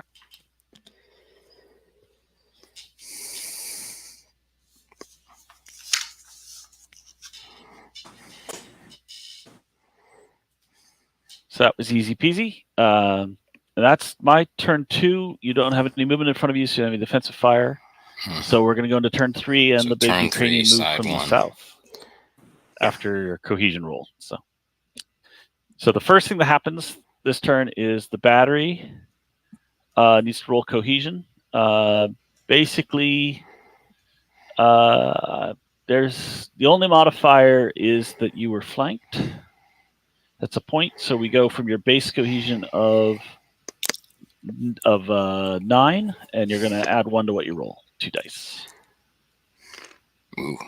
Okay, so cohesion 2, which means you halt, may fire as ordered, and you're going to have a +1 penalty when you roll on the 2 hit table. So there should be a confusion too over here. And your somewhere. infantry firepower is halved. Wonder where I should put it. Should I put it closer to these guys? Yeah, Yeah, this why is not? That'll for work. the whole. Yeah. This is for whole platoon, right? Yes. Okay, so I cannot move with them. Or can I move with them? No. You halt, may fire as ordered, so you could unlimber, for example. You could unlimber the guns that are currently attached. Yeah. Now, one of the choices available to you this turn is basically to do nothing with the platoon, and then at the following cohesion phase, you would roll to reorganize, and that would take a point of the cohesion penalty off. Okay, if I fire with gun, I will lose this. Yeah, You're right. You You won't won't be be able to reorganizing. reorganize, You'll still be in combat. which Yeah, because I would rather reorganize than probably at this point. back position. Yep. Yeah, they're not where you want to use them in combat. Right. So, But I still absolutely. would try to fire with this guy if I can. Oh, yeah. Because I can fire. As you can see. Well, what you want to do with him, if you're reorganizing, is you're basically he's going to defensive fire, but you won't okay. use him. You won't use him in supporting fire because you're reorganizing. Yeah.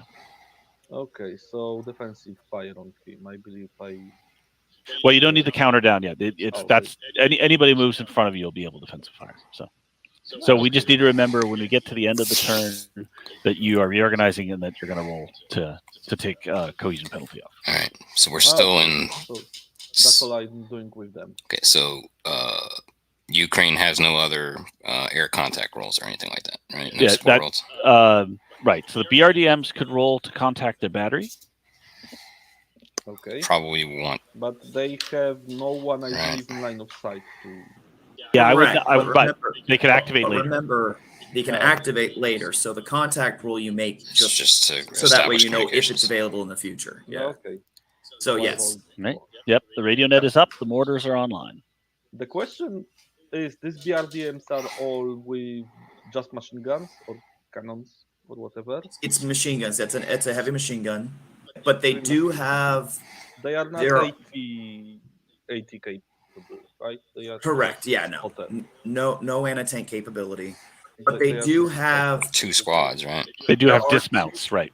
There are two squads of Okay. infantry that are on board. Well, that are basically on the back of these BRDMs. So- Okay. Yeah, there are some dismountable infantry as a part of this group. So definitely, I would like to Probably And use. the other question is that- how soon he can start rolling for territorial defense squads. Good question. Yeah, which I'm probably starting next turn. Okay. Yeah, starting next turn, we'll have that opportunity. It's low. It's a low chance, but yeah, they can. I definitely want to move one of them here and probably dismount infantry. At least move him here so he can see your VDV guys, right? I won't Makes be sense. able to. And next guy, yeah, and I would dismount. I need some clone, some infantry miniatures. So they just dismount. Oops. After dismount, how far can I move infantry after dismount, or I cannot move them at all? I just can. Yeah, infantry would not move the movement phase they dismount. Okay. So this guy can move. From what I've seen, they have 15 wheeled, 15 inches of wheel movement. So this is 10 inches. And now I want to go off the road and move him. Right. around. So you're only doing a couple, but you actually could. Right. Okay. So you're on the road till you turn. Mhm. So that was how many inches? 10. Then That's So you've used 5 movement points, a point to turn, 6. So you've got 9 left, and it's just 1-to-1 going that way. So and right. one. Although I can move 9 to here and right, go you would over stop at 9, tracks. and you remain in motion. Okay, and the rest of the guys, because it's 2 inches on the road for wheeled guys. For each inch of movement, there is 2 Right. inches. It's 2-to-1 if you're 2 to crew 1, exposed okay. on the road. Yeah, with wheeled. Okay, so this is 6 inches. I guess I don't see a motion shit. I've already Oh well. pulled it. Oh, remember. Oh, okay. Yeah, There we go. that's what's on the railroad right there. Perfect. You're welcome. Okay, and one guy will move here. This is 15. Okay, let's make 14. So it is 7 inches of movement here. Mm-hmm. 8, and I believe he can move 8, So 7. Yeah, 7 So more. Yeah, so he ends up okay. he ends up somewhere here. Okay. And they are not, and he is also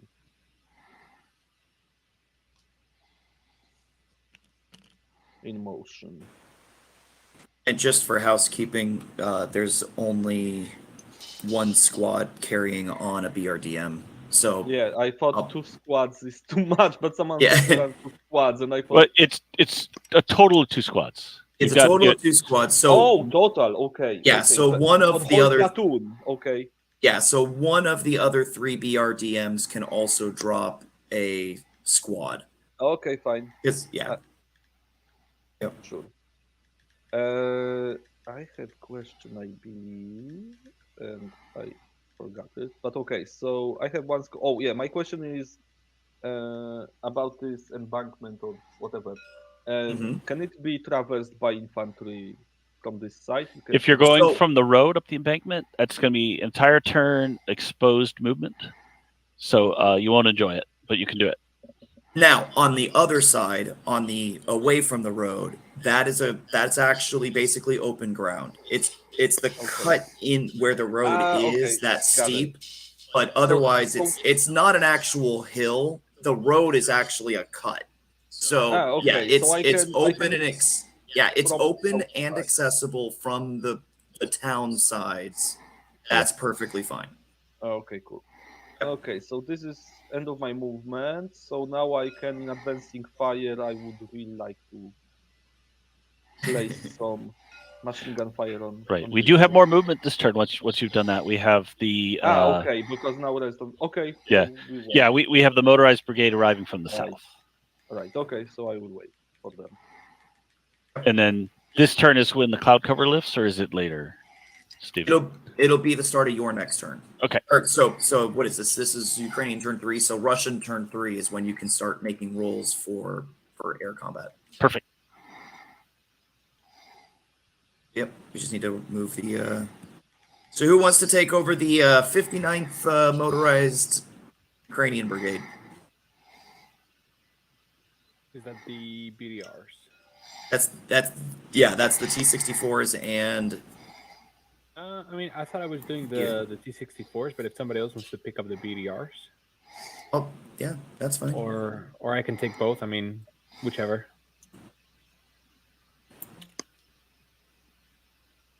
Yeah, I don't mind. I could do the BTRs. Yeah, that's fine. Cool. I'll do the tanks then. Right. So which side are we coming in? So we're coming in on the south edge. Way over here. Yeah, down here. Mm-hmm. We're gonna be coming in on the road. Yep. Our objective with these 20 vehicles is to get. Oh no, he did what I did. I did the thing. I did the thing. Here, I'll get all these out of your way. God damn it. Put that tree back in there. There we go. Cool. Yeah. So we're coming in from here. Yeah. And you said our objective again?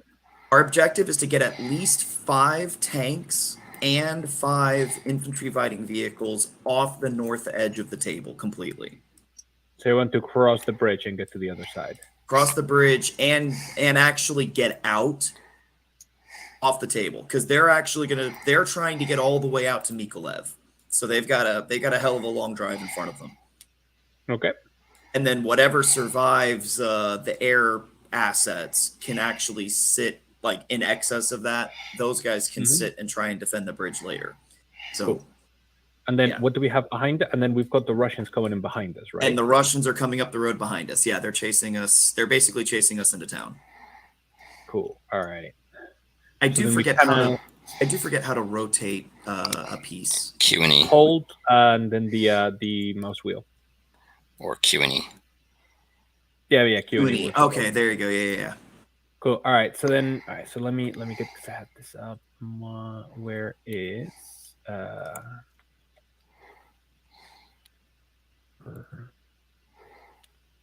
Look, nice looking tank models. Gosh. They are pretty good. All right. So I've got this is the VV. So I've got a movement of 18. Yes. Sounds right. Sounds about right. Ooh, look Okay, at cool. that. So that's Formation 18 rotation. inches. And then remind me again, what's the difference? Like if I go off road and if I go on road. If you're on road and your crew exposed, you get 3 inches of movement for 2 movement points. Okay, right.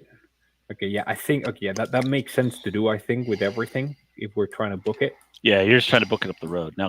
Okay, you know, so 18 times.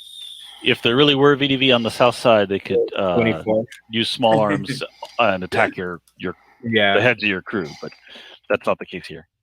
Okay, And, so then and yeah, we would be condensing things pretty substantially again, because apparently the VDV on the south side, there is about 20 inches south of here, south of this board edge, is a like a tributary side river, and the bridge that goes across that is actually where the south side VDV defense was. So okay, technically we've already fought through that to get to this point if we're splitting hairs. yeah, okay. I think in that case, like I mean, you would probably not want to be with the crews out and such if you think you might get hit by an ambush again. That's true. That is true. Or similitude again. Yeah, see that argument. Yeah, I think that makes more sense. Yeah, because like we don't know that there isn't enemies there. Cool. All right. So then, would the BDRs lead the way, or would the T-64s lead the way? To be honest, you could even mix them. Go like say 3 T-64s Soft, hard, and hard, then 3 soft. BTRs. Platoon by platoon, yeah. Alternate it. Yeah. How do the Ukrainians organize their 64s? Like, what's a platoon size? 3. As far as I'm aware, it's 3 per platoon and 10 as a company. It's organized it's certainly the same way the Russian way is, as far as I'm aware. If you're in an armor company, do the Russians still do 3 in a tank formation and 4 in a motor rifle? I'm trying to remember. I think so. Oh, well, well, at that point, you're also talking the differences between like Soviet versus Russian. Soviet. Yeah, there's a lot of things that get into that. How fast is the BDR? Faster than you. So if you're leading the way, I'm just behind you. Yeah, it probably makes more sense for you to go first then. Yeah, I mean, yeah, I guess. Yeah. Decisions. Nah, T-64s first. T-64s first. All right. You're absolutely leading the way. 14-wheeled amphibious. Yeah. So 18 drops me here. Yep. So the lead platoon will go on, and then I'll follow you. Cool. And then so that's lead platoon. Yeah. If you wanna. Actually, let me put one more because like commander tank. There we go. Yeah, okay. And then you can follow in with 1. Perfect. Cool. Scooch. And then I will have the second platoon coming in, but not and quite. The rest of them will come in. Yeah, fantastic. Okay, let's go. That works. All right. Now, do I have? Looks like I don't have any defensive fire. So that being the case, we come back around to your advancing fire, and that would be the BTR and the squad. I was going to say, unless you tried to shoot at the BTR, at the BRDM or the infantry squad that deployed at the railroad. I don't know. Looking at the angle, the fact that he's sitting there under the rail bridge, I don't think I see him. I think he's around the bend. Yeah. Let's put it this way. If the intention is for these elements to be able to shoot the Russians, then if we're going to allow that, he would have come around the corner enough, so he might. The figure might need to be just slightly forward of where it is. That's all. Well, like I said, if I'm okay with just declaring intents and then just kind of doing it. So if he wants to shoot at you from there, if we're going to agree that that's okay, then you've got visibility to him likewise. Okay. And I'm okay with that. Yeah. So he's too far away for me to shoot, really. That's true. 16 inches. That's a hell of a shot. But yeah, that's 800 meters. But his HMG can reach me. So there's your shot. You may as well do 2d6 roll for that. Who's rolling for that, Hobby? Say that again. Who's running the BRDMs? Yeah. I know. So I roll to. So it's going to be Just 2d6. You're halved because you're advancing, and you're going to add a point for the terrain, a point for it being higher elevation. And because it's a 6 firepower weapon, we're on the 2 chart, so just roll low, and then we'll look it up. 2 dice. Yeah. Right. That's not going to do it. That's not gonna do But it. I'm under fire, so another cohesion roll for me. That was BRDM, right? Oh, can infantry that dismounted cannot fire probably. You're too far away. Yeah, the distance is pretty extreme. We're at 800 meters right now for okay, shooting. So yeah, You it's could a little far fire, for- but you would be at quarter right now, and I would be at Yeah, half, which no. I didn't even bother to fire. So, Not yeah. There's no need to bother with that. but the nice thing now with the BRDM is if I move in front of you, particularly out in the open, the 50 cal's ready to go. So, Yeah. or 14 5mm, whatever it is. All right, so that was your advancing fire. 14.5. So we're round into Russian turn 3. So that starts with my cohesion. Just out of curiosity, did we roll 100mm again this turn? Did we shoot him? He opted not to fire so he could reorganize. Oh, because he's doing Yeah. reorganization. That's right. That's right. And when do we make that roll at the end of the Ukrainian turn? Yeah. As we go into that's happening right now. So that happens right now before Russian starts making their activations rolls. Yeah. So 2d6. See if you make this cohesion roll, you will go from CN2 to CN1. Yeah, looks like you got it. You made it. All right. So take the 2 off, put a 1 on. So now you're able to move, although you're still moving tentatively. And he can't do. What else does that mean? He can't do supporting fire, but he can do every other type. He can supporting fire. He's just at half infantry firepower, half movement, and a +1 penalty on the 2 hit chart. Great rule set, And by this the is way. for the whole platoon, right? yes. Okay. Yeah, it affects the whole platoon.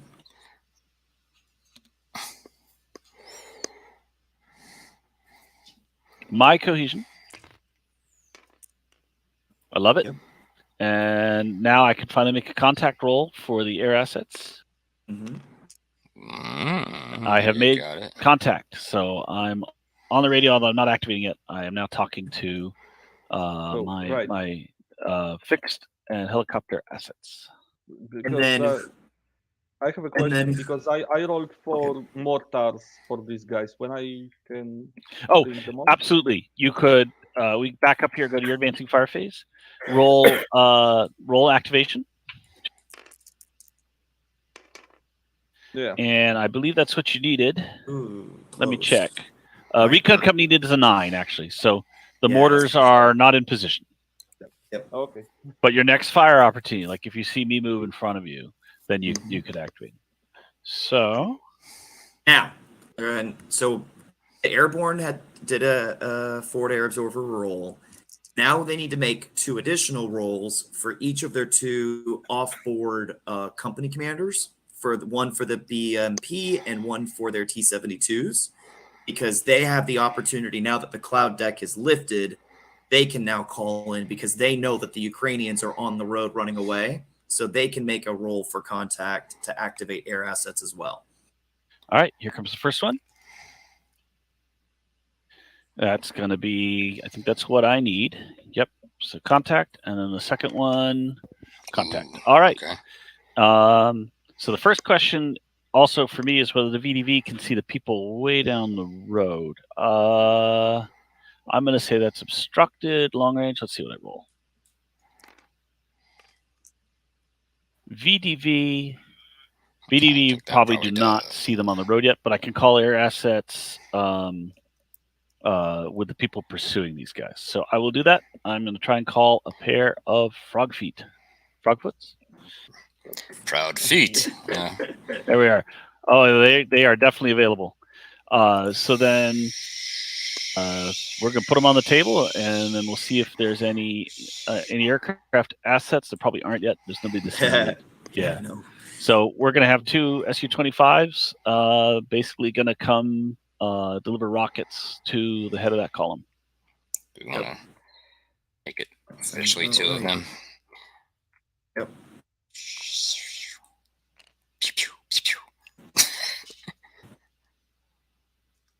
No anti-aircraft fire. Bad from around. Let's see. What's 5 inches here? All right. So I'm going to say just the 3 lead tanks are going to get rocketed. Now, just to clarify, I know we've got the models on the pointing to you from the front, but for the purposes to clarify for those watching, this is actually attacking from the rear because it semi matters because of the armor facings involved with the rules. Yes. So this is figurative rather than literative as far as the rather than putting them out in the grass in the background there. All right. So couple steps here. Going to the air chart, I have to actually acquire the target. So you're in the open. I start with a 7. Open gives you -1. You're moving gives you -2. I am very low. So that gets me to 10. It's multiple vehicles. We're already at 12. I just have to not roll boxcars. If I do roll boxcars, I will go attack my own guys. Yeah. Now, does the column have any AAA capabilities with their own cannon? Look what just happened. What'd you roll? I roll boxcars. Oh, Jesus. Good so job. So now Walter. These planes have completely flown over the column and are going to rocket the closest VDV in this building right. Well, wait, can you explain that? So I rolled boxcars, yeah. He has to spot the target right before he can engage it. Right. And he just failed that spotting roll. So he did not spot the entire column. And he failed to spot he failed to spot and identify it as an enemy column. There you go. Okay. All right. And so he kept going looking for what he thought was the enemy and found something, except that it's not what he thinks it is. Fog of War. Yep. So those 2 squads are going to get 57mm rockets dropped on their heads. Yeah. Go, Walter. I'm proud of you. This is awesome. How very Russian. How very Russian. And there's going to be 2 rolls for each Operation squad. Overkill. That's right. All right. I'm going to say this puts us on the 4 column. Those guys in the building are going to be a bit protected. Oh, this is awesome. Okay. So 2 rolls for the squad in the building. That does nothing. This is bad for our cohesion. Wow. So, yeah. So that squad's okay. The squad that's just out here in the rough ground, they're going to get a point of cover. So here we go. If I roll a 6 or less, it's going to do something useful. No, and no. So they just, it's just going to force a cohesion roll.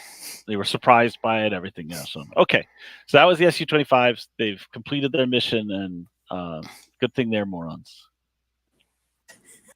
Is this truck supposed to be over? Did something happen to this? Yes, truck? that truck has been destroyed. Okay. Yeah. Sure. So that was one mission of the Frog Feet. I almost feel like that's a screenshot right there. Yes.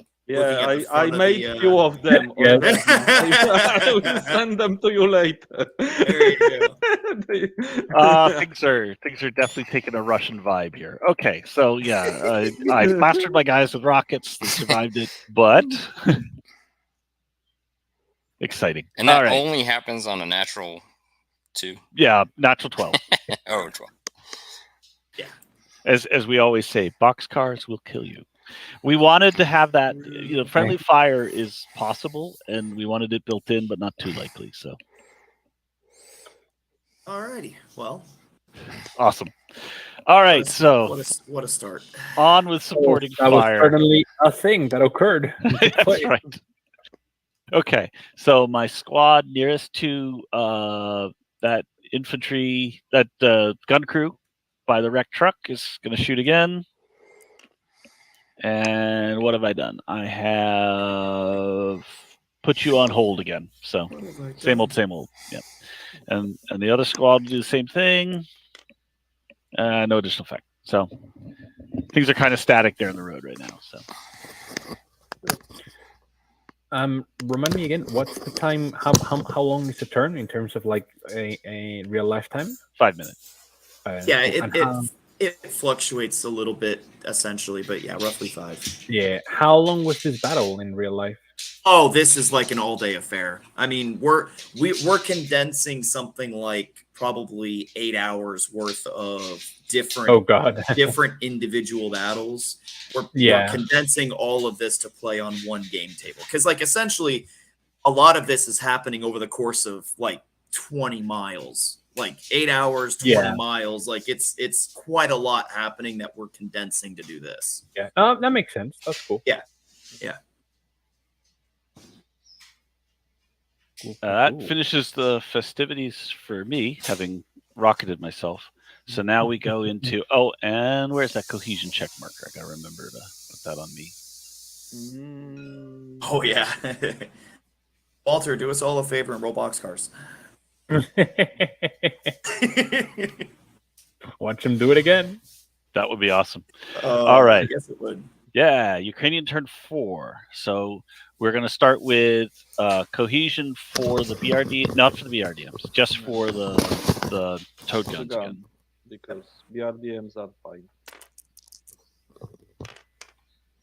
Ooh. All right, and if you rolled a 2 or a 3, then your cohesion would have improved just by virtue of the roll. So that's you're still at CN1, but no worse. And now we're into your BRDMs contacting the mortar battery. Yes. All right, and that takes us around to you could activate the battery or do any direct fire you want supporting fire now. I would try to activate mortars first. And try Okay, to so that's going to be bombard. another roll, 9 or less, to activate them. So now you have a choice between a spotting round or fire for effect. Spotting round. Okay, so just grab any old random chit and mark the spot you want. Actually, just move my cohesion check marker to where you're going to do it. Oh, okay. Yeah, I might do this marker.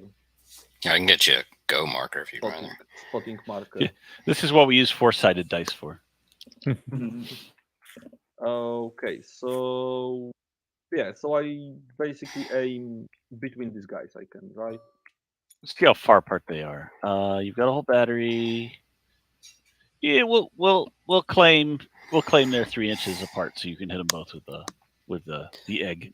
All right. So this being a spotting round, you're gonna roll 2 dice 6. Your base chance is 8, and you get a 1 point technology bonus, so it's accurate. Okay. So then, if you activate in advancing fire, you will be able to do fire for effect with the higher accuracy chance. Okay. So, and that was okay. So now I can move them, right? Because how it was with artillery. Put the cohesion check marker back. I still need to do it on my next cohesion.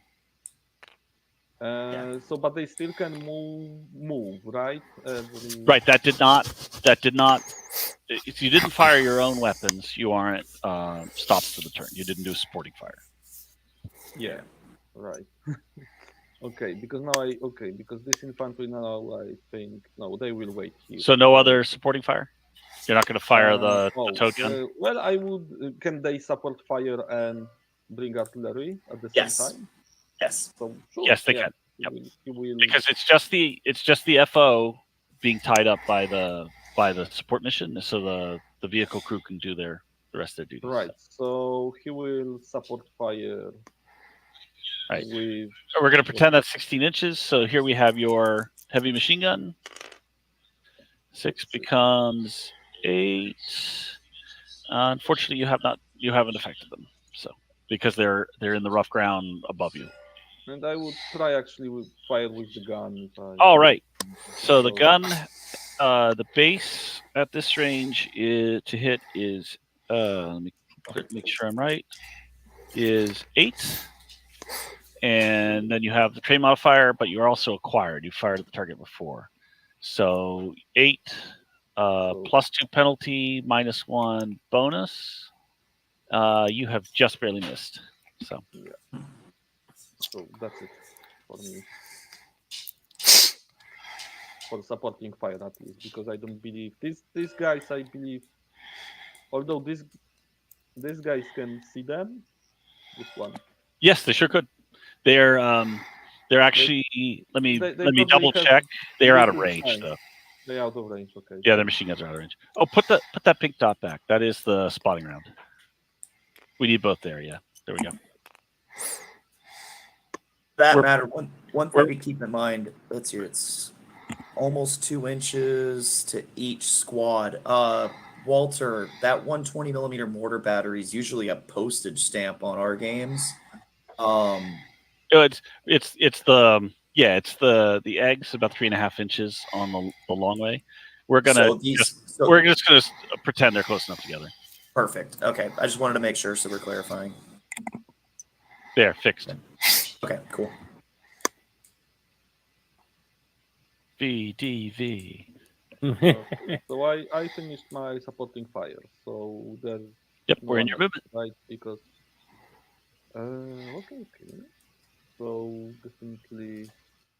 So I lose with these guys. I lose 1 inch on the railway itself, right? Yeah. Wait, what happened? Okay, I know what happened. Never mind. Okay, so to here it's 6, so I use 7. And then Peter, if you want to start moving your the T-64s, we'll start moving this column up. Yeah, You mean I'm Javi? moving up. Yeah, it's me. To move this. And Stephen, Alright. you could run the air observers on the south side. So 18. Okay, question. Neatly Quick question. there. Rotation of how Perfect. much it's my inch of movement, or It's 1 inch for that turn. It's basically a 60-degree turn. okay, so I have 8. You've used 8, right? I used 8, so I have still 7. So I How? Yes, you're gone. wait. The question: there is no loss between here, or there is? Yep, we can see each other. And how effective are your, or what's the range of your intrinsic a That's way out of range. If I had something like an NLAW, I'd still only be looking at 800 yards, 800 meters. And Okay, as far as you know, I'm just carrying light and tank weapons. So I'm safe here. Right. We really can't affect each other. I don't have any heavy weapons, and it's beyond even your heavy machine gun range. Okay, what's the range of my? Wait, because 16 inches, yeah. 16 inches. So barely. Okay. Of course, you could shoot right across the embankment. Let's see how far that is. Yeah. Oh. Yeah, you could redo your move a bit to be close to fire across the embankment. Perfect. That is perfectly legal. Okay, so I will do this, and this guy here. So I can move. This is 7. And... oh wait. So again. He's way in range. So I would move him so he will be a little. Perfect. Little less than 12.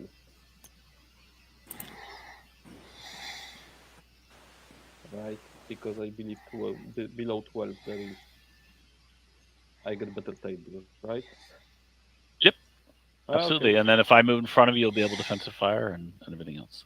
So that's my movement, because this guy will keep here and my trucks cannot. Or can they move at C? Your trucks can move. CN1? They're slow, but they can move. No, I thought maybe on CN1 I cannot, but okay. Yeah, CN1's just half movement. So they will move. Oh, so they will move 3 inches, right? They had 6. No, how much they had? They have 3, and you've already paid for the railroad, so it'll just be 3 inches. Yeah. Yeah. That's it. Yeah, they had 6. It's cut in half. It goes to 3. Yeah. Okay, so I finished. All right, and you guys taking care of the other side of the river?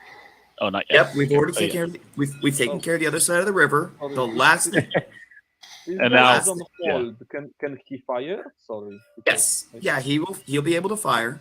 That'll be fine. Forgot. The last thing we need to do is the and I apologize, I forget. What's your name? The gentleman that's running the Ukrainians on the north side. Javi. Javi. Javi. All right. It's Spanish. Don't worry about it. Okay. I need you to roll a d6, a single die. Uh-huh. And on a roll of a 6, a Ukrainian territorial defense squad shows up on table. Okay, so I'm gonna roll this. Oh, that's on the one. north side. That's Thomas. That'll have Oh, the Thomas. Yeah. Okay. Yeah. Roll a die. Right. Question for this side: How if the Russians are following close, like, is our objective to like kind of just book it quick as possible, or are we doing a fighting retreat?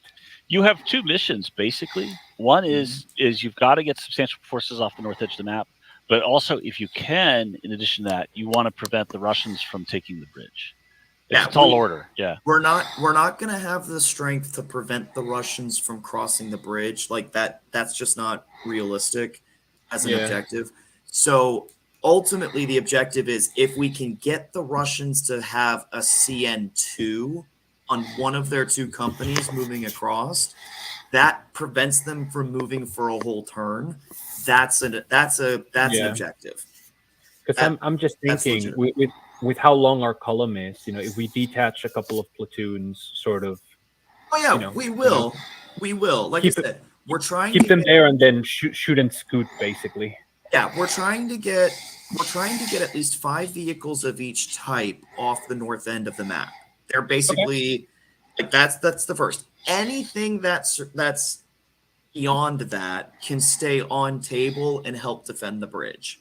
Cool. Essentially, we should have lost a few vehicles with those frogfoots already, but of course, Walter being Walter and the Russians being Russian, that didn't happen. Yeah. So lore accurate. I see no issues with this.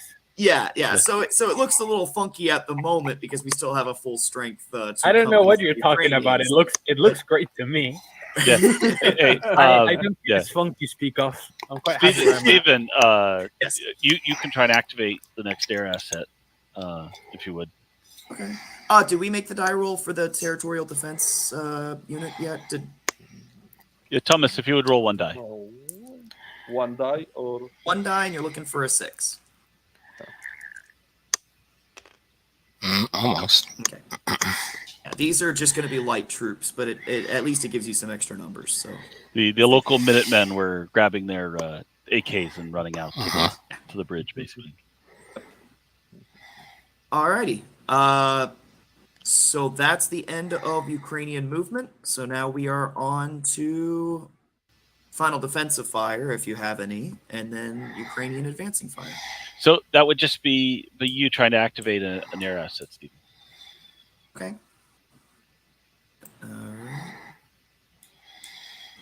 So here we go.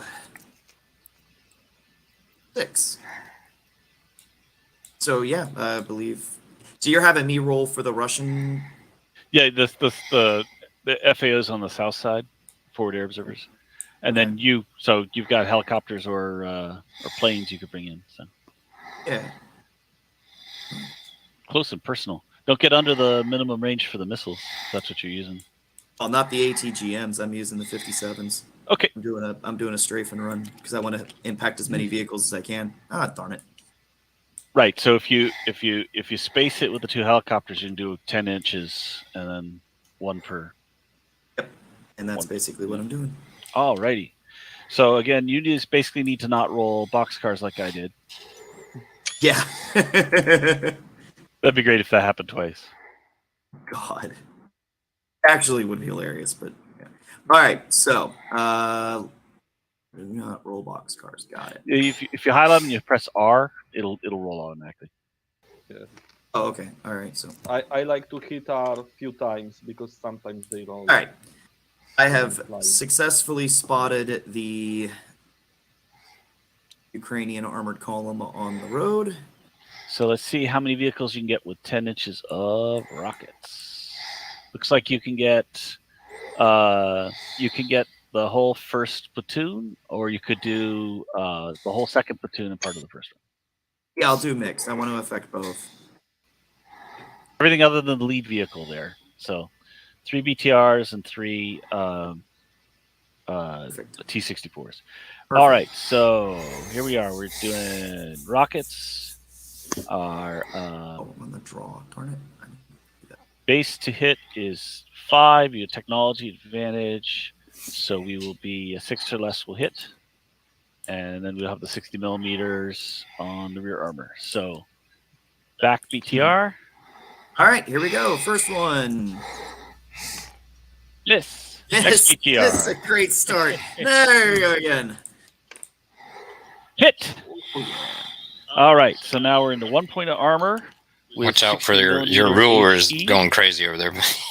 We're, Yeah, what is going on over there? We're killing stuff. Javi, you're knocking things over, man. What's going on?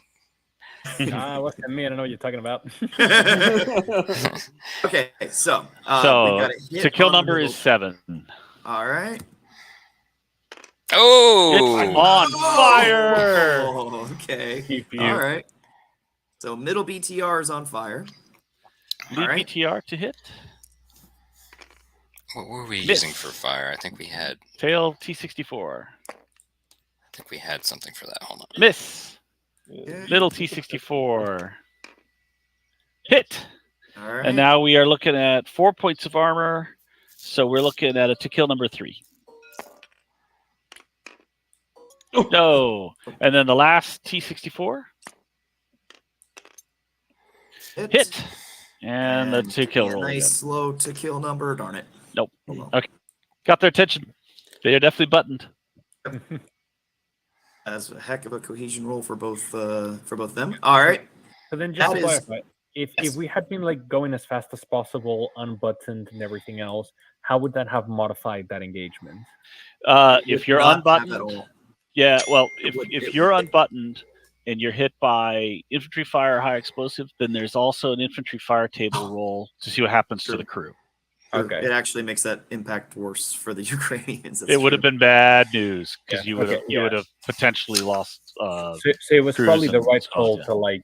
It was probably the right call to be a little bit more conservative and go slower at the Yep. expense of. Yes. Actually, it totally was. And at this point, you still have no AAA available. Correct. The Can way we to shoot- get that, basically, the options can- available can- to you Can is we to shoot back dismount. with the machine guns? You can fire machine guns, yes. Mhm. And the helicopters are actually passing over the column because they chose to use rockets. So that's true. You could fire machine guns. That So will be an option. That will be an option. Is the T-64's gun autonomous? The one, not autonomous, sorry, remote control, the one on the thingy.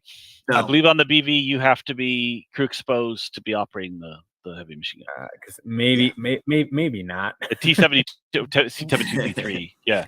Yeah. You would be right with these. You would You would would not be have a remote crew turret exposed. till you get to like T-90Ms and things like that. God damn it. Yeah. Yeah. Stupid moronic Russians. All right. DDS will So do the job. the next hind will be engaging the 4 BTRs in the middle, and then the first of the T-64s in front of it. So those 5 vehicles. So we'll start with the to hit roll on the rear BTR of the 4. And Hit. what's the ammunition on this? Like, how can they fire indefinitely for the purposes of our game, or is there a limit? Well, basically, if you're using rockets with a helicopter, they fly away. This is the fire mission they've got available. If Okay. you use ATGMs, there's basically gun pods or rockets. They come, they do their thing, they leave. ATGMs, Okay. you have however many hard points, and they fire them until they're gone. So Okay, that makes it. Yeah. Okay. So as you said, can they Right, stick so- around and use the gun? I would think, yeah, they could. Yes. You think yeah. you could a mission of rockets and a mission of the gun? Okay. Cool. All right, so I've hit the first BTR there in front of me, so my pen roll is pretty good. Let's take a look. 9? I don't think That has might failed. miss. It's a 7. It's a 7 against 1 point of armor. Now you're in the rear, so you subtract 1 from what you roll. So that's an 8, which actually that's That an immobilization. actually is- Yeah, it's immobilized. We have some immobilized counters over Okay. here. Let me grab one. So yeah, he's alive. He's alive. So the red marker's not appropriate for this. He's just immobilized. So what are we using mobilized? Do we have a chit for that? In the Yes, pile? we do. Yes. I can't find it. Where is it? I put it down. Yeah, we had some on the other side of the river. Good stuff. Okay, cool. And now that crew needs to roll cohesion to stay in the vehicle. So 2d6. I'll do that right now since I'm technically. Oh no! Well, it's Jaime. Oh, that's true. Hobby, We'd have Hobby roll it. Javi. I got Right. So then I roll my 2d6. Yeah. Let's see what we get. Come on, baby, let's go. We get a 7. So they may remain in the vehicle if they wish. I mean, they don't. But Nope. Yeah, you could voluntarily bail, and that would get your crew out. And then the next time there's stuff flying around, they could roll to use their man pads. I mean, I'm thinking more hitching a ride on something else, because otherwise they're just gonna be left stranded, and that's not ideal. It's not ideal. No, You're so I mean, right. probably bail now. They might as well. Okay, so yeah, we need somebody could clone an infantry figure. Oh, we got some there. There's infantry right there. Yeah. So we get one guy that represents the squad. Yes. Yeah, and then not this fire phase, but next time there are airplanes around, they will get a chance to use a man pads against them. So okay, if they have a line of sight, which they would, obviously. Yeah. Cool. Fantastic. All right. All right. So to hit roll on the second BTR, the one in front of him. So here we go. I think that's a hit. What'd you roll? 7. You need 6. Sorry. Need 6s. Okay. All right. Hitting the hit roll to number 3. Missed. Hit roll to number 4. Missed. Hit roll to the T64. Hit. 5 is a hit. TK is a really low number. Give me low numbers. That's a dud. All right. Actual dud. Yes. All right. So that takes care of the helicopter round, and then both of them fly off table at this point, right, Walter? Is how that technically works? You could stick around to use the gun pod, and he would have opportunities to shoot at you when you next activated. Okay. All right. Actually, you're very low, so actually they could during a fire phase fire something that could reach you. They just have to add the 10 inches for the very low to the range they measure. So you could during your turn. During your advancing fire, you could actually go crew exposed and fire a heavy machine gun at a helicopter. Tempting? It is tempting. Mm-hmm. Okay, so we've done the Russian air attack. This is part of the Russian turn. It's Ukrainian turn. It's their advancing fire. That's right. Yeah. Right. So, like that column, if people wanted to go crew exposed, they could fire a heavy machine gun at a helicopter. If you don't want to do that, then that takes us to anyone north of the river. Yeah, I would fire with BRDMs if it's okay. possible. So BRDMs are. Although right now this one when I. Oh right, this is. You're going to fire across the. You're going to do this. Yes. Yeah, this guy is closer. 18 inches, right? 16. And you were 16 inches from this guy when we measured it. I moved him because of the fudge factor with the barrage. So you're in range. Okay. So you're going to add 1 to your roll. You're moving and you're firing the 50. So what'd you get? No effect. Oh no. But this guy can also do it. Yeah. This guy is out of range. This guy can this also guy can do, fire, yeah. and he's closer than 12 inches. So I don't know if it doesn't make a difference for this now. No, it doesn't make difference. If you're within an inch, then you double. So okay, no effect from that, other than obviously a cohesion roll. Anyone else? I guess we're through the Ukrainian turn. Okay. These guys, they didn't do advanced fire, but when they are on hold, can they fire? I forgot about them. They could have supporting fire. Let's go back and say that's what they did. They're just they probably could yeah. happen either way. So yeah. So that is a Fine. 9 uphill to 11. They're on the 4 chart because they're halved by cohesion, no effect. Exactly. But my guys are under cohesion check already. So Let's go. No, and I'm going to take the point penalty for air attack. So Okay, so they. So that's all I I'm can not do. flanked yet. Another turn of that BRDM. I'm going to take that penalty too. So BRDM movement, yeah. So that's it from me. That's all I can do. And I should place advancing fire on them. Or Yeah, although the turn's done, so actually we can clear off your fire markers. Yeah. But for the principle, yeah, you should put the advancing fire markers down. Okay, so I finished, and I believe no one else can fire, or is there anyone else I might forget on?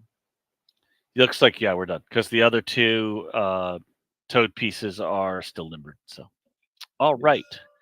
So we're going to come around to starting with the cohesion for the VDV. Mm-hmm. And I rolled a 5. I'm paying a point penalty for being under air attack. That's it. No other. So I pass. So, oh, we did forget something important though before we get there, which is the fire for effect for the artillery. So roll your activation. I was gonna say there's a lot I think we've missed because you're taking penalties for that too. Yeah. For all right, that's what you needed. So now the accuracy roll, the base is 8. You get a point technology bonus. So 9 or less, it will fall on the spawning round.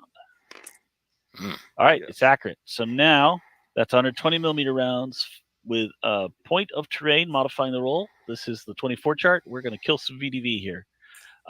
So the guy further north, gun roll. He is dead. Which one? Nice. This one down here? All right. That'll dead. That's going to affect your cohesion number. Yeah. All right. And then the other guy. Yeah, the other guy. This is on the 24 column because it's 120 millimeter. 8 becomes 9. That is suppressed. Okay, I've seen suppressed. Oh, here. Let me clone it. Okay. All right, so my cohesion now is the following modifications. I've lost a quarter of my force. That's a point. I have. I'm under heavy artillery fire. That's a point. And I don't have air attack on the list. Anyway, so that's the 2 points. Yeah. Oh, that's right. Okay, so the 100 millimeter did shoot as well. So actually, I'm going to say the flanker rear for the air attack because that definitely came from a respective direction. Yeah. So that is 3 points. So my base cohesion is 10, and I'm adding 3 to what I roll. Okay. Come on.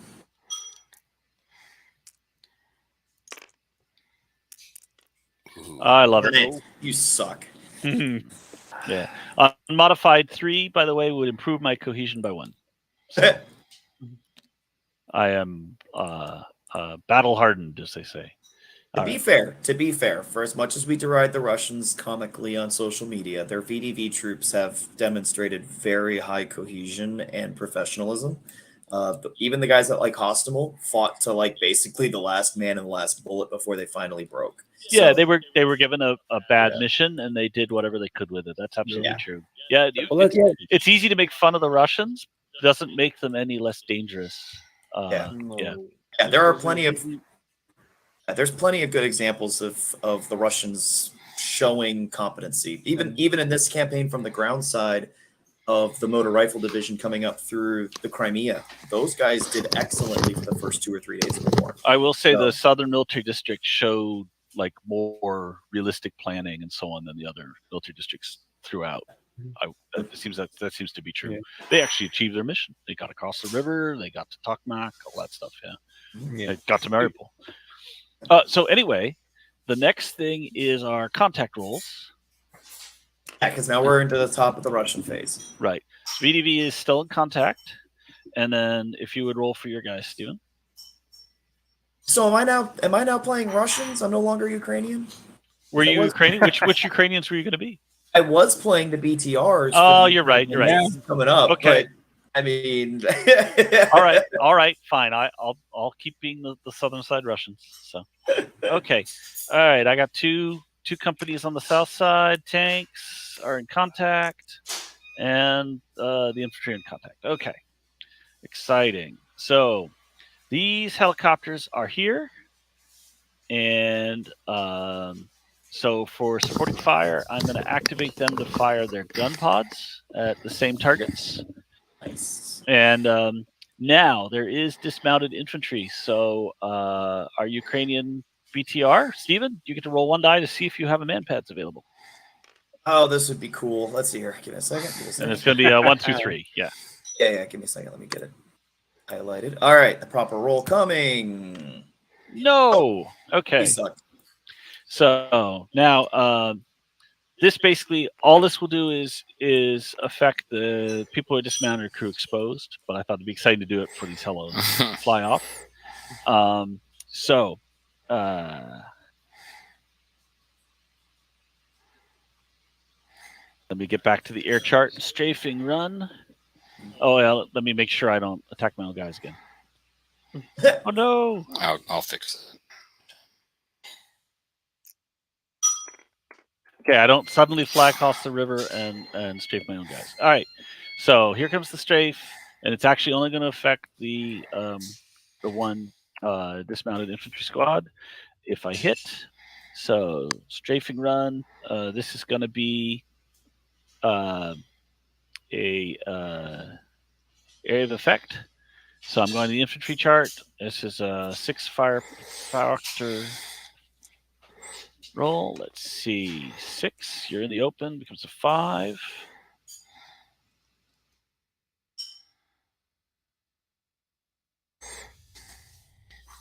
But that squad is suppressed. Okay. Darn, that kind of sucks. For the circumstances.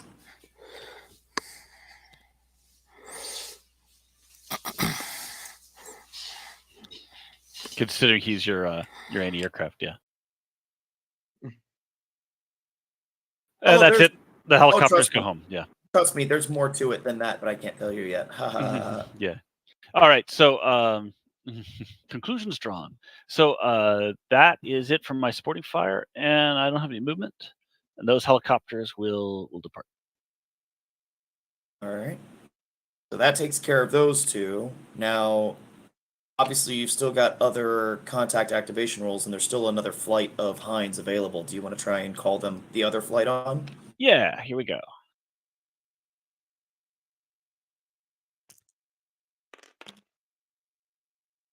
They are activated, and then I am actually... The mission profile. And yeah, these are going to be carrying anti-tank guided missiles. And I'm actually going to position them very low over the river to shoot at people when they pop on the bridge. Makes sense. Is this bridge sort of arced and raised, or is it more or less flat? It is a big, modern, raised bridge. Okay. Yeah, it doesn't have suspension above the road level and so on. Yeah, okay, so, but so if I'm on this side, can I see through it? Or no. It rises in the middle. You can't see. Can you see the box that I'm drawing on the thing right now, or is that only visible to me? Only to you. Okay, so then let me switch over to a ruler real quick. Give me a second. Which box? Can you see this? Yeah. The green line I'm putting in here? Yeah. Okay. About right where I am right here that's the actual rise in the bridge. So that's where your line of sight visible sort of ends. Yeah. It's basically, that's the peak. Gotcha. That makes sense. Because that's the side on the river where the channel is. The channel's on this side of the river for shipping. So cool. Yeah, makes sense. This is an enormous river, yeah. So, all right. So the helicopters are in the story right now. It doesn't look like anyone's in position to fire an anti-aircraft weapon at them. And right. So that's gonna finish my turn. So that takes us into Ukrainian turn 5. And so the column's going to have to roll cohesion. You don't have any shooting going on up in the VDV troops? The guy close is suppressed. The 2 back at the building are not shooting. Oh, that's true. Yeah. Okay. Oh, his suppressed becomes a hold? Yep.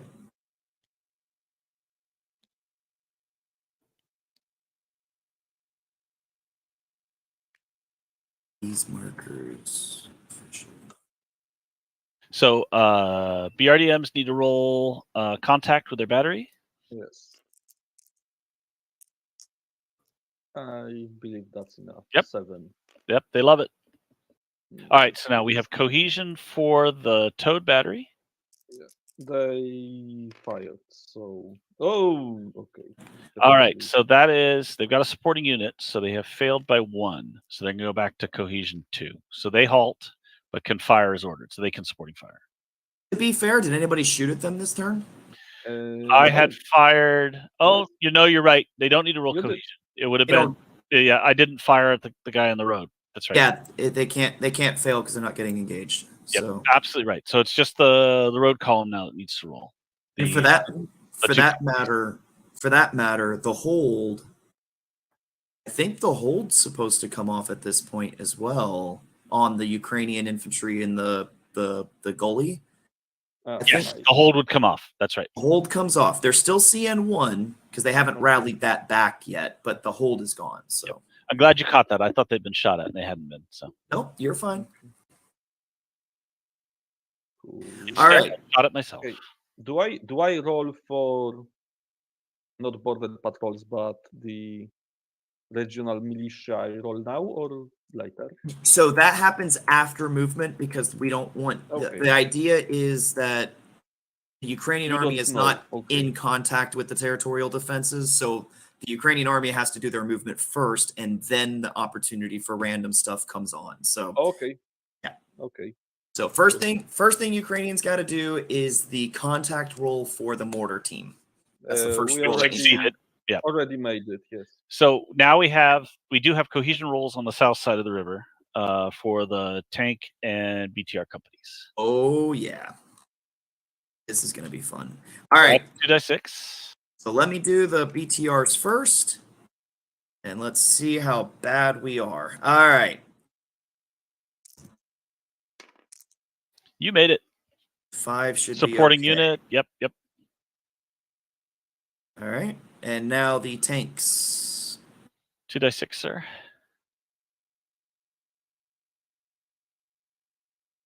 Peter, are you here right now? I haven't heard your voice in a while. Who, me? Yeah, I'm here. I'm listening. Oh, Peter, yeah. Give me for a sec. Yeah, these are your troops. So yeah, cool. I was just making sure. I'm trying to follow along with the rule book, so I memorize all of this. Sure. I will lock some of these woods around here. So okay. There we go. All right. So the Ukrainian column has good cohesion, and fine. Now we're into supporting fire, and you can attempt to activate and continue firing the mortar battery if you wish. Yep. The guns fall silent. Failed to activate this round. All right, and now we go to direct fire for things that are not moving. So. Okay, and unfortunately, all my sorry, this BRDM can shoot at this guy. So you kept all the BRDMs in motion, right? Except this. Okay. Yeah. The ones in motion are not going to supporting fire, but they can advancing fire, right? Yeah. Okay, and actually the 100mm I believe can. Yeah, the cannon can fire. He's going to add 2 to what he rolls because of his cohesion level and the terrain. Probably will, cannon definitely. He continues his string of successes by missing again. Yes. And for BRDM, I believe only this guy is in range because. That'll happen after movement, so you'll get to move those guys before we resolve that. And don't forget that one of these BRDMs, you've got a squad of infantry on board as well. Yes. So don't forget that you have an opportunity to unload. So this guy can also fire. I will fire with this guy. He probably will. Absolutely. Perfect. He's on the 4 chart because he is, of his cohesion. That's not I gonna don't do it. think 9's going to do it. I don't think so. Also, by the way, this gun was destroyed along with the truck. Nope, the gun's just sitting in there, just attached to a wreck truck. Okay, so what do I need to do to? The squad, No, instead of firing, would need during the movement phase go man the gun and pivot it. Oh, because actually I would do this instead of firing if I. Okay, perfect, remember. perfect. Yep, we get the movement phase, and obviously I can defensive fire you if I've got somebody in position. Ah, okay, so no. Yeah, that's the flip side. Okay, so no, I would definitely fire at you. All right. All right. So yes, you have supporting fire to that infantry, I didn't keeping read me in the rules. cohesion business. I didn't read the rules for some time, so you need to, remind me. No worries. What can I do? What's the consequences? Okay, All right. so that's I all. think that puts us in movement. That sounds about right. Right. So, if since this vehicle is now knocked out, I'm assuming we can't move through it, so we have to go around. Yes. Well, this is a divided highway. You can go around. Okay, I was gonna explain it. Yeah. Oh, it's- okay. So this is a 4-lane like American divided interstate essentially is what gotcha. this looks like. So yeah, Yeah. it's So one vehicle is not an issue. not nearly enough to slow down the column. So I would say, yeah, 2 wrecks side by side would be a different story. But Even- one is not going to affect your movement at all. Right? and even then, I'm almost willing to say that you can't block this road at this scale. That at most it's just a -2, like a movement factor. You can't block it per se. Yeah, I So, would say you're spending an inch of movement weaving through the wrecks. Not a yeah. So, yep, you are good to go as far as that. Fantastic. And then finally, our poor infantry squad. Can he hitch a ride on top of a tank or something, or is it just legging it? You could get on a vehicle, but it would have to spend half of its movement letting the infantry mount. I mean, it's basically going to spend most of its turn doing that. But yeah, we can certainly. And then they will bail if the vehicle gets fired at. So yeah, go. That's fine. Yeah, I get. Yeah, I'm just thinking like jumps on some of like the rear kind of tanks. All right, so if we move 18, there, so that's our command tank. There, and there. Fantastic. And then, actually, we can just move the. Nope. Nope, not that. Don't want to move that. helicopter crews are checking their samovar. I have quick question. What's how many inches effective infantry fire 18. against the infantry is 18? Infantry can fire 8 inches, and then they can fire at half strength another 8. Okay. And then these guys can just close the distance because they move a lot. And then finally, the last remaining tanks. And then this does allow our last company. Did you want to have one of your? Platoon to come in. Did you want to have one of your T-64s pick up? the I'm infantry thinking, squad, or do you wanna have them- can we do it with one of the BDRs simply because I'm guessing like they're faster, so they can catch up to the tanks. Yeah, I guess we could do that. So yeah, Okay, let me. Yes, right. So Yeah. yeah, Actually, they'll have to sit there for now because the infantry are on hold. yeah, correct. They can't pick up yet. Yeah. So That's move, totally fine. Yeah, move there, and then next turn they can hopefully catch up. Right. Yeah, the infantry I go feel from bad leaving suppressed my to guys hold. behind. Right. Infantry go from suppressed to hold this turn, and then they come off hold next turn, and then after that you can pick them up and go. So you just got a BTR hanging out for a while. You might lose the BTR, but we'll see what happens. I mean, maybe it is a possibility. All right. So now we're just doing the northern front. All right. I see the vehicles. I can't do anything about it yet. So Yeah. Yeah, because what's the range of your? right now, actually, right. That squad's actually in the building. Do I know this? I should know this, probably, right? So you've been seeing fire. So yeah, you know the infantry's there. So I will be right back. Yeah, my minutes. question is how far, from what range you can actually do something to my BRDMs, because I want to be outside. you would be concerned about me within like 4 inches. Okay. At this range, I can't hit you, and if you're a little bit closer, I would have trouble hitting you. So Okay, so I will stay here, and these guys I move them a little behind the and dismounted. house, Gotcha. and Yeah. dismounted guys, behind the house. Nice. And these guys can move at CM1. They still have only 3 inches, right? Right. Hmm. They will then, something like that, and rotate a little. If they rotate like 10 degrees, it doesn't charge them. Yeah, close enough. Yeah. No, because I can't remember if every turn costs you, or are there some. It's got to be 60. It's usually about 60 degrees, roughly 45 to 60, to cause an But- extra point of movement. Yeah. You know, we're not on a hex map, so we. But if You're not you gonna- do it, if you do 60 or more, right? It's Then it each goes- 60 or degrees up is a to. point, right? Oh, each 60. Okay. Yeah. Yeah, do it. I can rotate them right back. Won't probably matter. All good.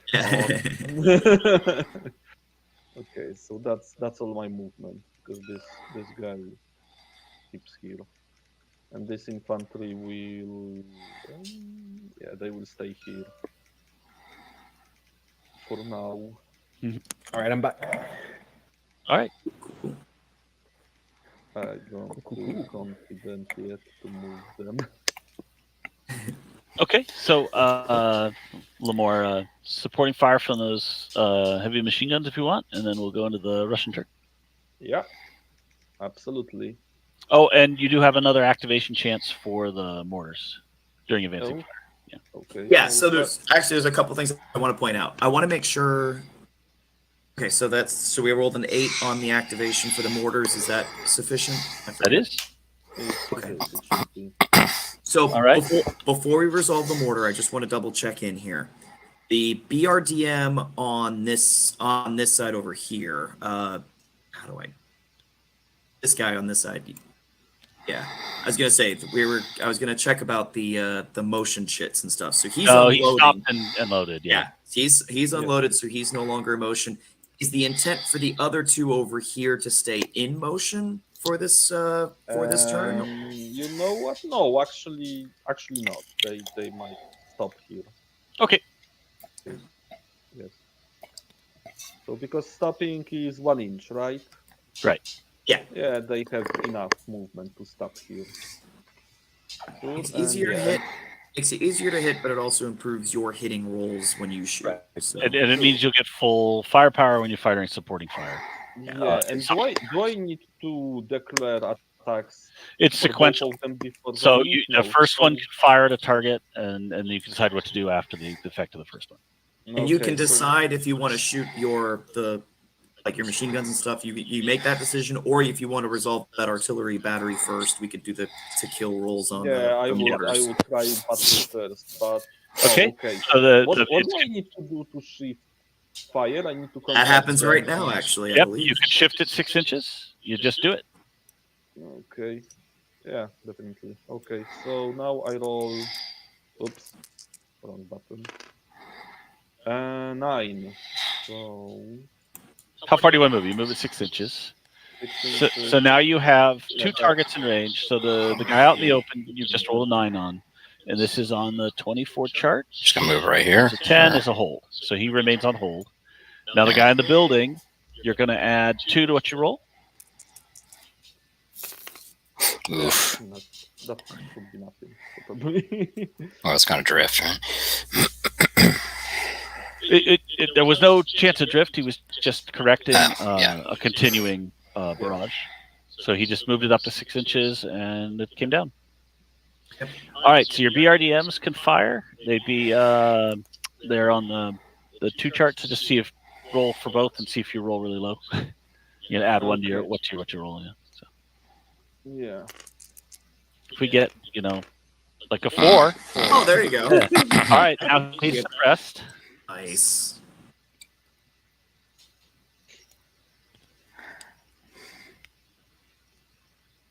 And then you can roll for the other one.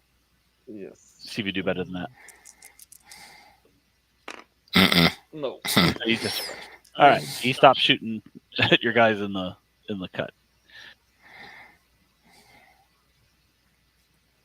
I believe that's it, because yeah, that's it from me.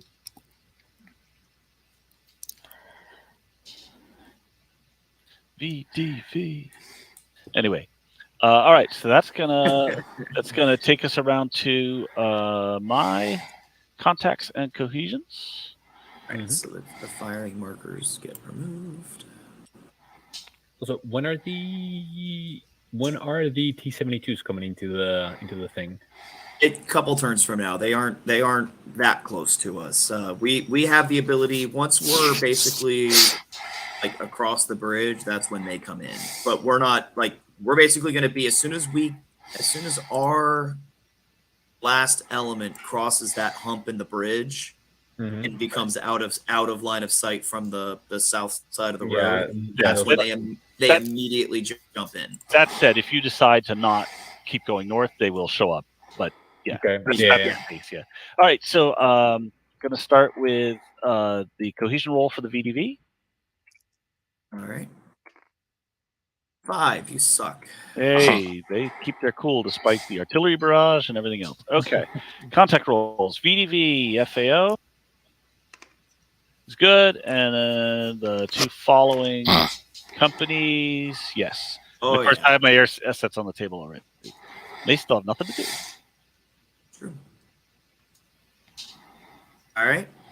Oh, So- by the way, shouldn't we roll for regional defense after my? Oh, darn it, we did forget about that. Yeah, roll a die. Oh, militia. Alrighty. So VDV movement, do you have any repositioning you're going to do, Walter? I don't. I'm in those two buildings and I like them. And this guy is suppressed, so my turn is over. He's just going to go from suppressed to held. Sounds good. We got a Ukrainian turn 6. All right, so tanks and BTRs have no cohesion to roll, and that also means that the suppressed result on that disembarked infantry becomes a hold. Right. Okay, so I roll for my mortars. Mortars, yes. Contact. Yes. All right, and then you can go right into activating them and keep shellacking the VDV. Yeah. Oh! Oh. All right, so you can correct. Nice. You can keep firing at the same spot. Up to you. I will keep firing at the same spot. So now again, Okay, guy in the open. This is going to leave a mark. That left a mark. He is dead. Nice. Okay, and guy inside the building. Oh, nothing. Yeah, it's nothing. But you have now done 50% casualties and they're under artillery. That's yeah. So your BRDMs could fire if they chose. They're not having a good day. Yeah. Because you are actually. He's in the building. Yeah. So you're gonna add 2 to your roll. Yeah. Okay. So first guy. Oh, by the way, can cannon? No, I don't think I have. I don't think they have a line line of sight. Yeah. I would say no. Okay, but if I position cannon, if I unlimber this gun, just as Yeah, you could fire at anything above the cutting. Yep. Okay, then that's probably would be planned for later. Okay, so first BRDM. 8 Nothing. plus 2 to the die roll makes 10 is not going to be good enough. So second, yeah. 8 plus 2 to the die roll.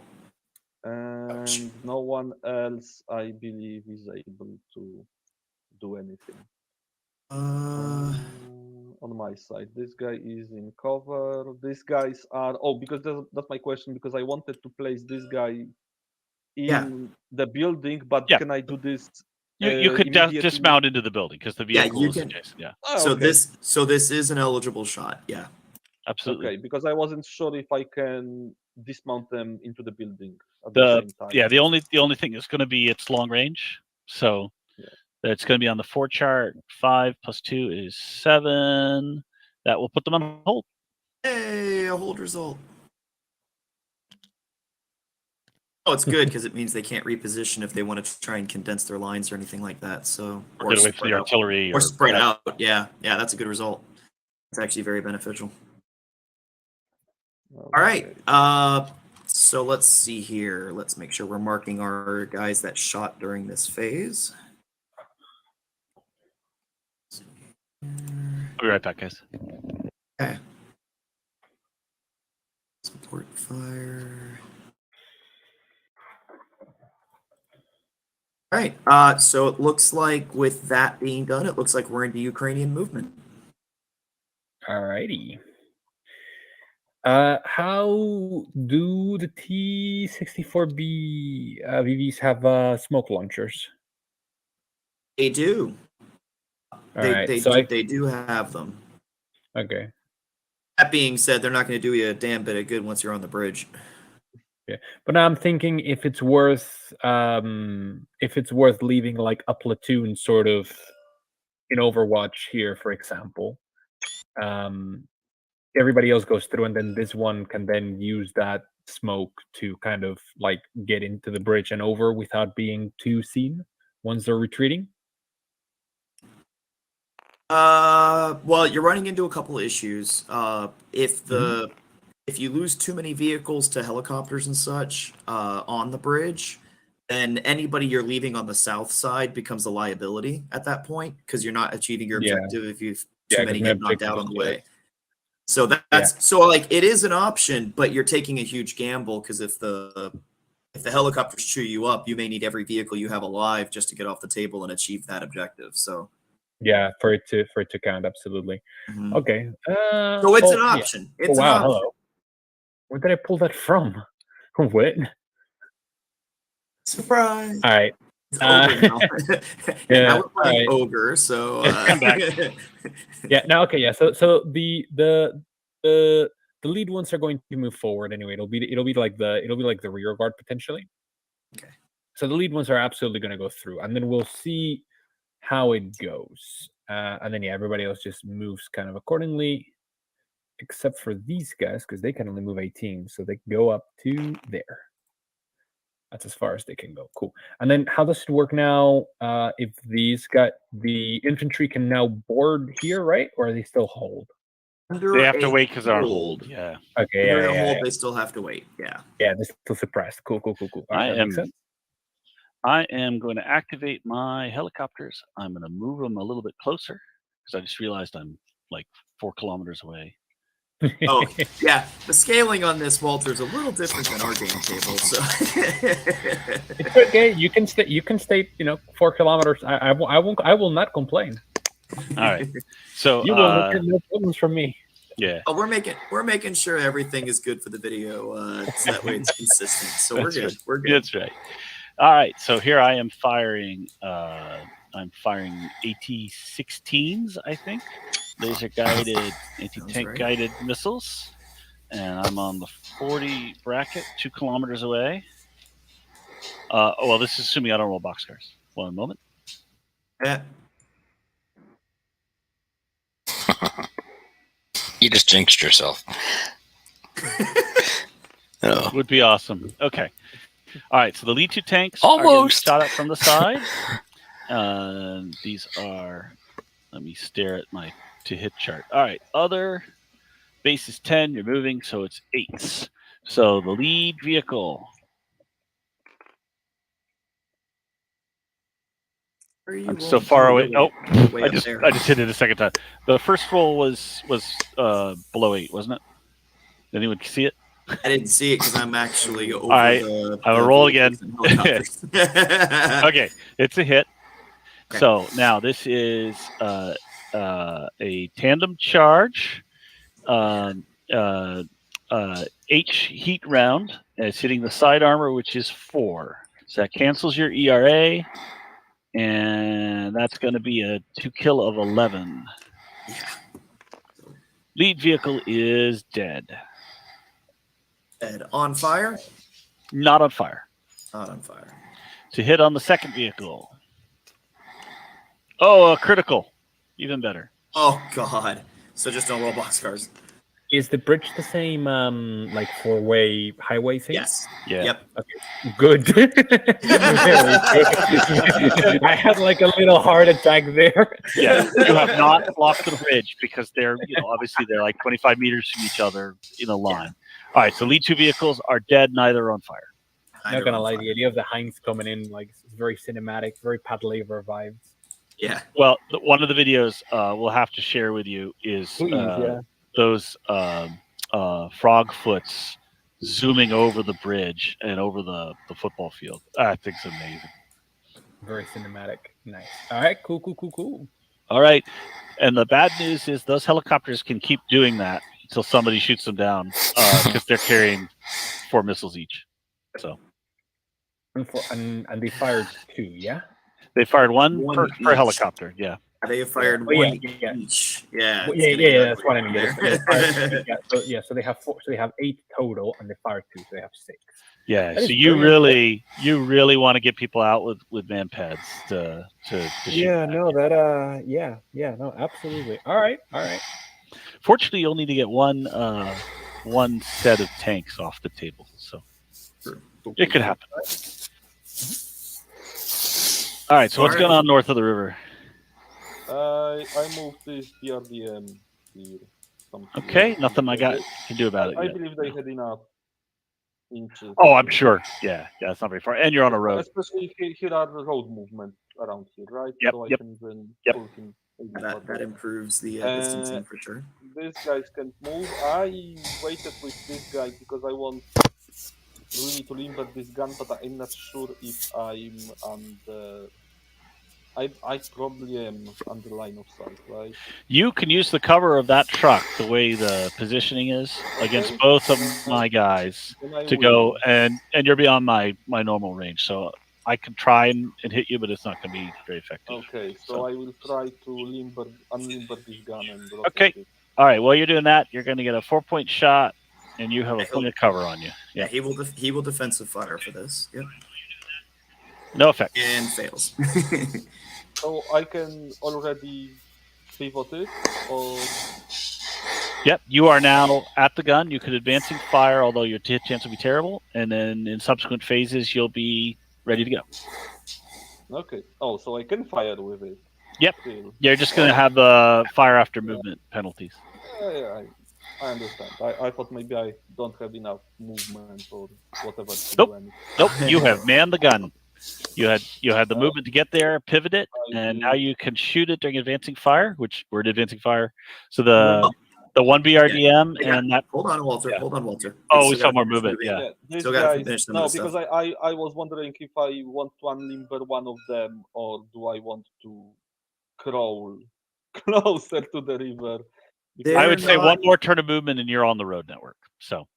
Okay. Well, okay, so yeah, one more turn movement forward. They actually will have the road movement going forward from there. But yeah, if you unlimber them back here, you're not going to have a line of sight to anything. Yeah. Well, I was thinking about firing at these houses because I believe I would have, from here, I would have line of sight on this 2 houses. But I think I that one for sure you would be able to see. This one, no, you've got. If he was like over here, is what he's absolutely saying. Yeah, he would have line of sight to both both houses, and I would say yes, that's true. Not worth it. Yeah, not worth it. Yeah. So they will move 3 inches forward, and this guy. Speaking of which, the gun in back, right, does not have a target now. So correct, I would agree with that. And what's the speed of the infantry squad? How far infantry? 4 inches, and if you wanted to push the gun, it'd be an inch. No, wait. This gun. This gun has. The gun can shoot right down the road. Absolutely. It can shoot up to where the hump on the road is. Yeah, the hump on the bridge. No, I was just interested if they see along the bridge. If they see That's a good question. I'm curious. On this digital map, I mean this gun. This infantry is just will slowly move down the road, or they will. You know what? Actually, they will mount BRDM. Okay, makes sense. And now the BRDM did not sporty fire, so you still have half of the BRDM's movement. So 7.5. Well, they will be move. They will move around. Although they can traverse here safely, right? They can. Yeah. Absolutely. Yeah, this is a very wide road. So you just go on. And far enough so I will, see you, but you won't be able. Are you buttoned? Yep. Okay. Good. And this is less than 4 inches, I believe. Here I can be. And these guys are okay. I will. All right, you're gonna get a attempt to roll a inherent anti-tank weapon. Oh, you will. Okay. Yeah, let's risk it. I pull it out and I fire. You are you still in motion though? Yes. No, I would stop here because I hoped I will stop outside your inherent. Okay. AT, So then my light but medium infantry let's see. anti-tank at this range against the stop target is a 5. So here we go. Miss. Yeah, I should have. I miss. You see an RPG round go roaring past you. Good. The funny story to this is that realistically, we're not actually aware if they had RPGs with these guys at all, because there's no evidence of their use in the battle itself. So we're kind of, to make it a game of sorts, we're arming them here. And I wonder how many rounds for RPG the squad. Yeah. Well, like their normal TOE. I mean, they would be carrying some single-use ones for sure, and some heavier stuff. Like Hostile, I'm pretty sure I saw them manning. But I forget which system it was, but one of the tripod mounted ones. Yeah, they had an ATGM definitely on camera in Hostile, but in this engagement here north of the rivers. According to TOE, how many shots would they have? Because how many? Yeah, see, we don't restrict them to TOE, but it's only like a couple tubes per squad. I'm just theoretically interested what's their capability on paper. Yeah, on paper it's like a couple single use per squad, with the reusable weapons also at a like a platoon and company level. Of course, now the Ukrainian special forces, if we believe the pictures we're seeing, they have a single-use weapon or a multi-use weapon per squad member.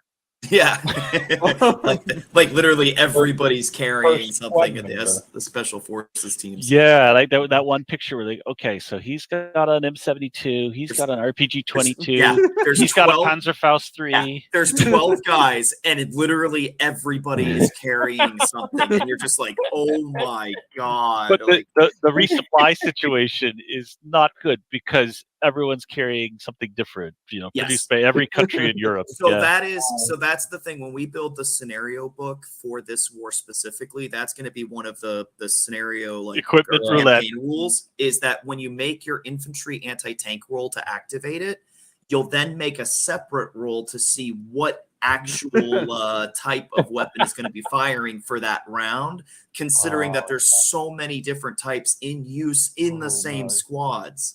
This is very like Spanish Civil War vibes going on. Yeah.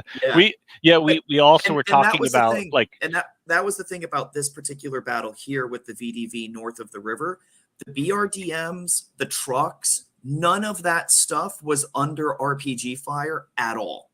None of it, which is bizarre because you would think that like the BRDMs, that's a perfect target for like an RPG 22. There's no evidence of a single RPG shot during this entire battle north of the river. So you're like, did they have them? I guess not. Probably. If they're not using them against armored targets, it's really weird. But that's where some of the speculation has to start creeping in, because you're just like, I don't know if these particular guys had them or if they were seriously waiting on specific types of targets that they weren't willing to use them here. Right. Yeah. It's interesting. Yeah. It's definitely an interesting setup. So before we go on, some advice for the road column. A couple things you need to do. You need very quickly start dismounting some infantry, because that's your AAA. Yeah. Also, what you can do if you're keeping your tanks moving is you can at least have the turrets facing the threat, and then there's a chance that I'll hit the turret armor instead of the side of the hull. Yeah. Okay. So, where are we in the turn? We have just finished. Ask that question. Yeah, we have just I believe we finished. finished movement. You're right. Here That's is right. one advancing fire, second advancing fire, and this gun can also. Perfect. So the Fire. gun's going to pay.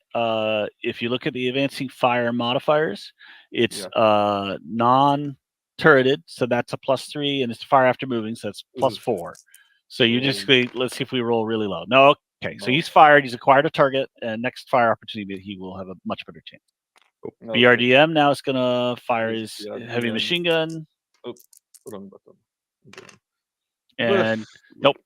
So, needless to say, the remaining VDV must roll cohesion, and they're finally going to fail. I can feel it. Yeah. But this was this one BRDM, and this BRDM also has. Okay, so roll the other BRDM. Same target? Okay. Yeah, why not?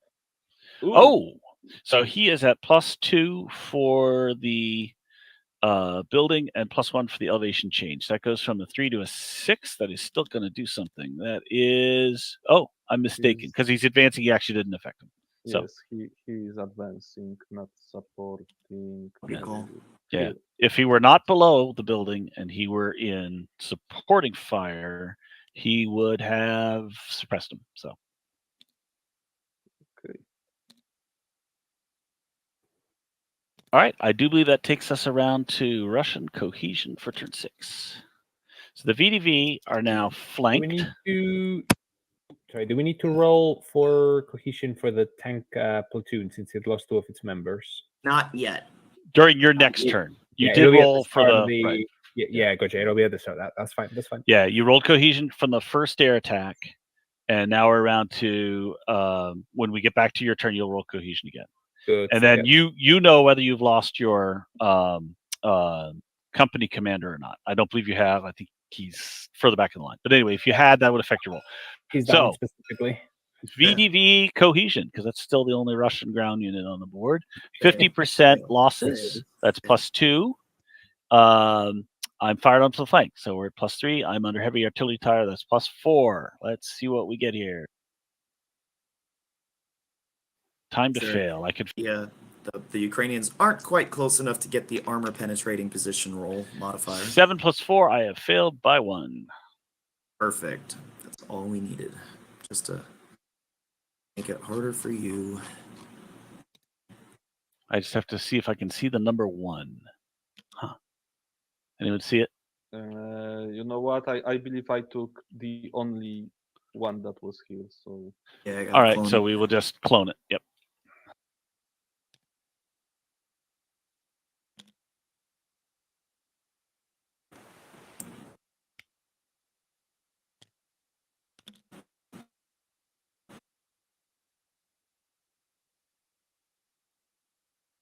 This game can be dizzying at times. Okay, so now we have our contact rolls.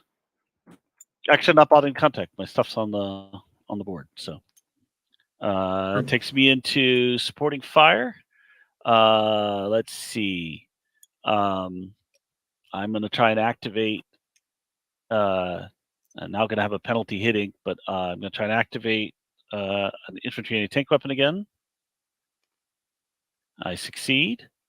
So now I'm going to be adding 1 to my roll.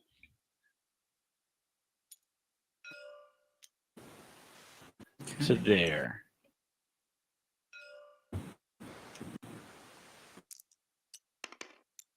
And I miss. You're saved. You're saved by the by my cohesion penalty. I wavered a bit firing. Yeah. Sweet. Missed. All right. That's that. So that's that squad, right? So now we have the other one. I'm trying to see if he's got a target he can shoot. You got infantry. There's a BRDM right next to you to your left. Mm-hmm. That's I guess that's in range. I would think so. It's only 7 inches. Well, that's long range for an RPG-22. What's the range Miss. of RPG? I'm thinking you Maximum could. range for I think almost all infantry and tank weapons at best is 10 inches. That's as far as they shoot. I should So have The moved. exception's the N law, which is 800 meters. yeah. Well, we don't have any of those here, so. All right. So next up, we have my helicopters. If they have a target, I'm not sure they can see behind the bridge there. I'm going to say no. So the next two in line. Okay, fair enough. I mean, I'd have to go look at the terrain we're representing here, but I don't think they do. So yeah, when you move, the festivities will continue. So one thing you could do that exploits the letter of the rules that makes total sense to me: when you move the BTRs and dismount the infantry first, so you have a chance for the man pads before you move the tanks. Yep. Yep. All right, cool. So then, how many infantry per BDR? Just There's a squad every BTR. Yeah. Are we even there yet in the phasing? We are not. We're not there yet. We're still not in there my. yet. We're discovering I'm not doing any supporting fire. This guy's on hold. So my guys have both. Yeah, turns over. So my hold comes off. Okay. Hold for the dismounted infantry all the way on the south side finally comes off. Thank God. Right. It's off. Yeah. All right. And that is Ukrainian turn 7. So cohesion. The tankers need to roll a cohesion roll. And they've lost not even a quarter yet. So not even a quarter. Yeah. Not a quarter yet. Nope, they need one more to get a quarter. So it's you are getting engaged from the flank. So and you have a supporting unit. So it's a straight up. You have a supporting unit, but the helicopter counts as under air attack, right? Sure. So that is you will end up having a +1 to the roll. So 2d6, sir. Peter, I believe that one's you. If he's here. You mean Javi, right? Javi, yeah. Oh, yeah. Peter, I thought you were doing. I'm the Russian columns that haven't come on yet. Either way. Okay. Here we go. We get a 5. You love it. You love it. All right. So there's that. Next in the phasing is the 120 millimeter mortar contact roll. Mm-hmm. Yes. Go ahead and make that. 4. Are contacted. Do you want to activate them right away? Yeah. Okay. Oh, I didn't measure, but I believe 6 inches. That should be fine. Yeah, that should be easy. By the way, when does the artillery can get rid of their CN1? You can spend a turn reorganizing again. That means you're not shooting or moving for a whole turn. Yeah, I will probably do that. Okay. Well, because it means it's done by the battery. So for I understand the concept of like the one trying it, but if you're doing the reorganization, that means that none of the 4 guns are moving or firing this turn. Okay, I will do this. Taking them, repositioning, now, getting back in contact with each other, and so on. Yeah. Okay, so first I contacted the battery. I shifted it over the building. And do you want to activating to see if they actually land? Oh, they land! Oh, yeah. They land with emphasis. All right. So now that's the With 24 firepower column on the infantry attacks, adding 2 to your roll. Couldn't they? What did that come out to be? An 11? That still puts them on hold. Well, that's good. The snake eyes could be for the effect of fire. That would cut game little. All right. So there's that. Now, the BRDMs and the infantry, if you want to shoot without penalty, you would do that now. Yeah, or if you want to... Not only them, I will also fire with this BRDM. So infantry and BRDM at these guys that are on hold. Okay. And probably these 2 will fire at this. So first the BRDM that's firing on the hold guys. Okay. Oh, nice. 5 Let's see. plus 2 is 7 because it's still a plus. No, it's plus. Is it plus 1 or 2 for this? It's I think plus 2 for the building, yeah. plus 2 So for the building, so 7. that's just a hold. And they're already under hold. So So you got to do better than 5. finding your way people in buildings with individual vehicles isn't that deadly. Okay, So, and infantry did exactly the 6, same. 8. So, Yeah. So the guys in the south just stay on hold. Okay. Now- and 2 BRDMs. Wait, this guy. Okay, both of them are in range. Right. Now, if there were multiple infantry squads, they could combine their fire. If they were within an inch. Yeah. All right. So nothing from the first guy. Nothing from the second guy. Okay. Okay. Oh, and he also Okay. can fire 8 below 9 inches. It's nothing, right? And your squad's still mounted, right? All right. Okay. So that will be nothing probably. Later will crumble with Okay. flanked and under artillery fire. So. Okay, I fired at them, rolled 7, so that's probably nothing, right? Right. Yeah. If you want to wipe infantry out in heavy cover like that, you got to get multiple squads joining their fire together. So. Okay.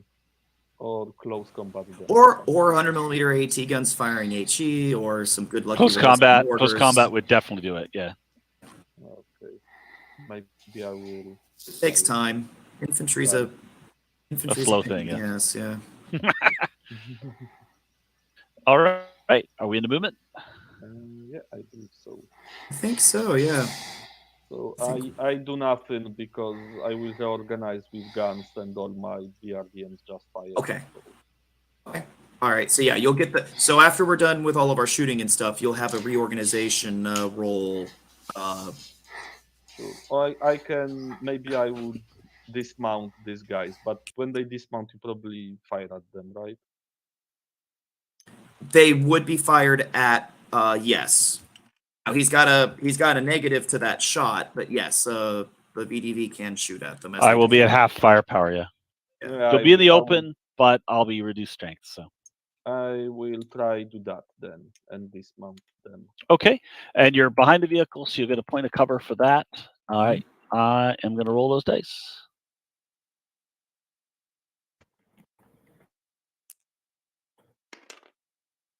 It's an 8 on the 4 chart. I have failed to affect you. Perfect. Very good. All right. So, Vroom, vroom. south of the river, we're going to start with the BTR first. Can I? When can I pop smoke on the smoke launchers? Is it at the end of the movement phase? At the start shooting phase? You do whatever you want. Okay.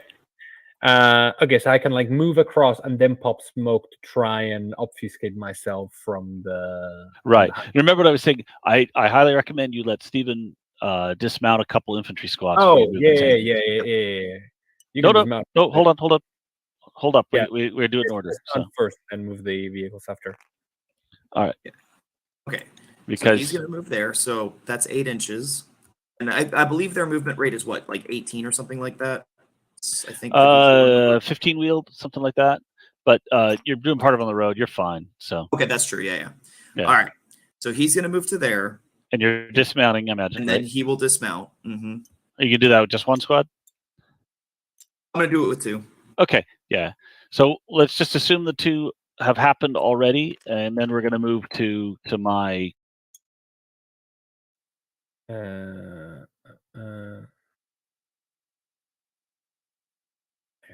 Can you move that vehicle just a smidge forward? It's about to leave the road. I'm about to move it right now. Yeah. Spending a quarter of your movement on the dismount, but you got plenty of movement for that. Yeah, no problem. What's quarter? I'm measuring for half. Okay. Yeah, it's half to mount, quarter to dismount. So he'll go further then. So these the lead vehicles are actually back like here, and I fire on them. But when I activate a helicopter, the helicopters, then there's going to be a chance to activate the manpads. So actually, right, there's going to be, I should say, there will be to hit rolls for the manpads. So start with me not activating and attacking the VDV. I'm good. Okay. Now, helicopters have activated. There are 2 man portable SAMs. Your 2 hit roll is 5 versus very low. Helicopter gives you a -1, and no other modifiers. All right. So you have missed with the first one. I haven't rolled yet. I haven't. Oh, rolled. I'm sorry. Okay. Yes, you need a 6. Okay, And so you got 6. 2 rolls, and you got 2 helicopters. Perfect. All right. So first one, I'll do this one here. So then. All right. And the second one. we did miss a step, which was activating the because we're doing inherent pads. So yeah, just roll a die for each one 3 or less. They actually get to fire. So all right, rolling for the one closer to the road. no. Nope. So there's only one pad.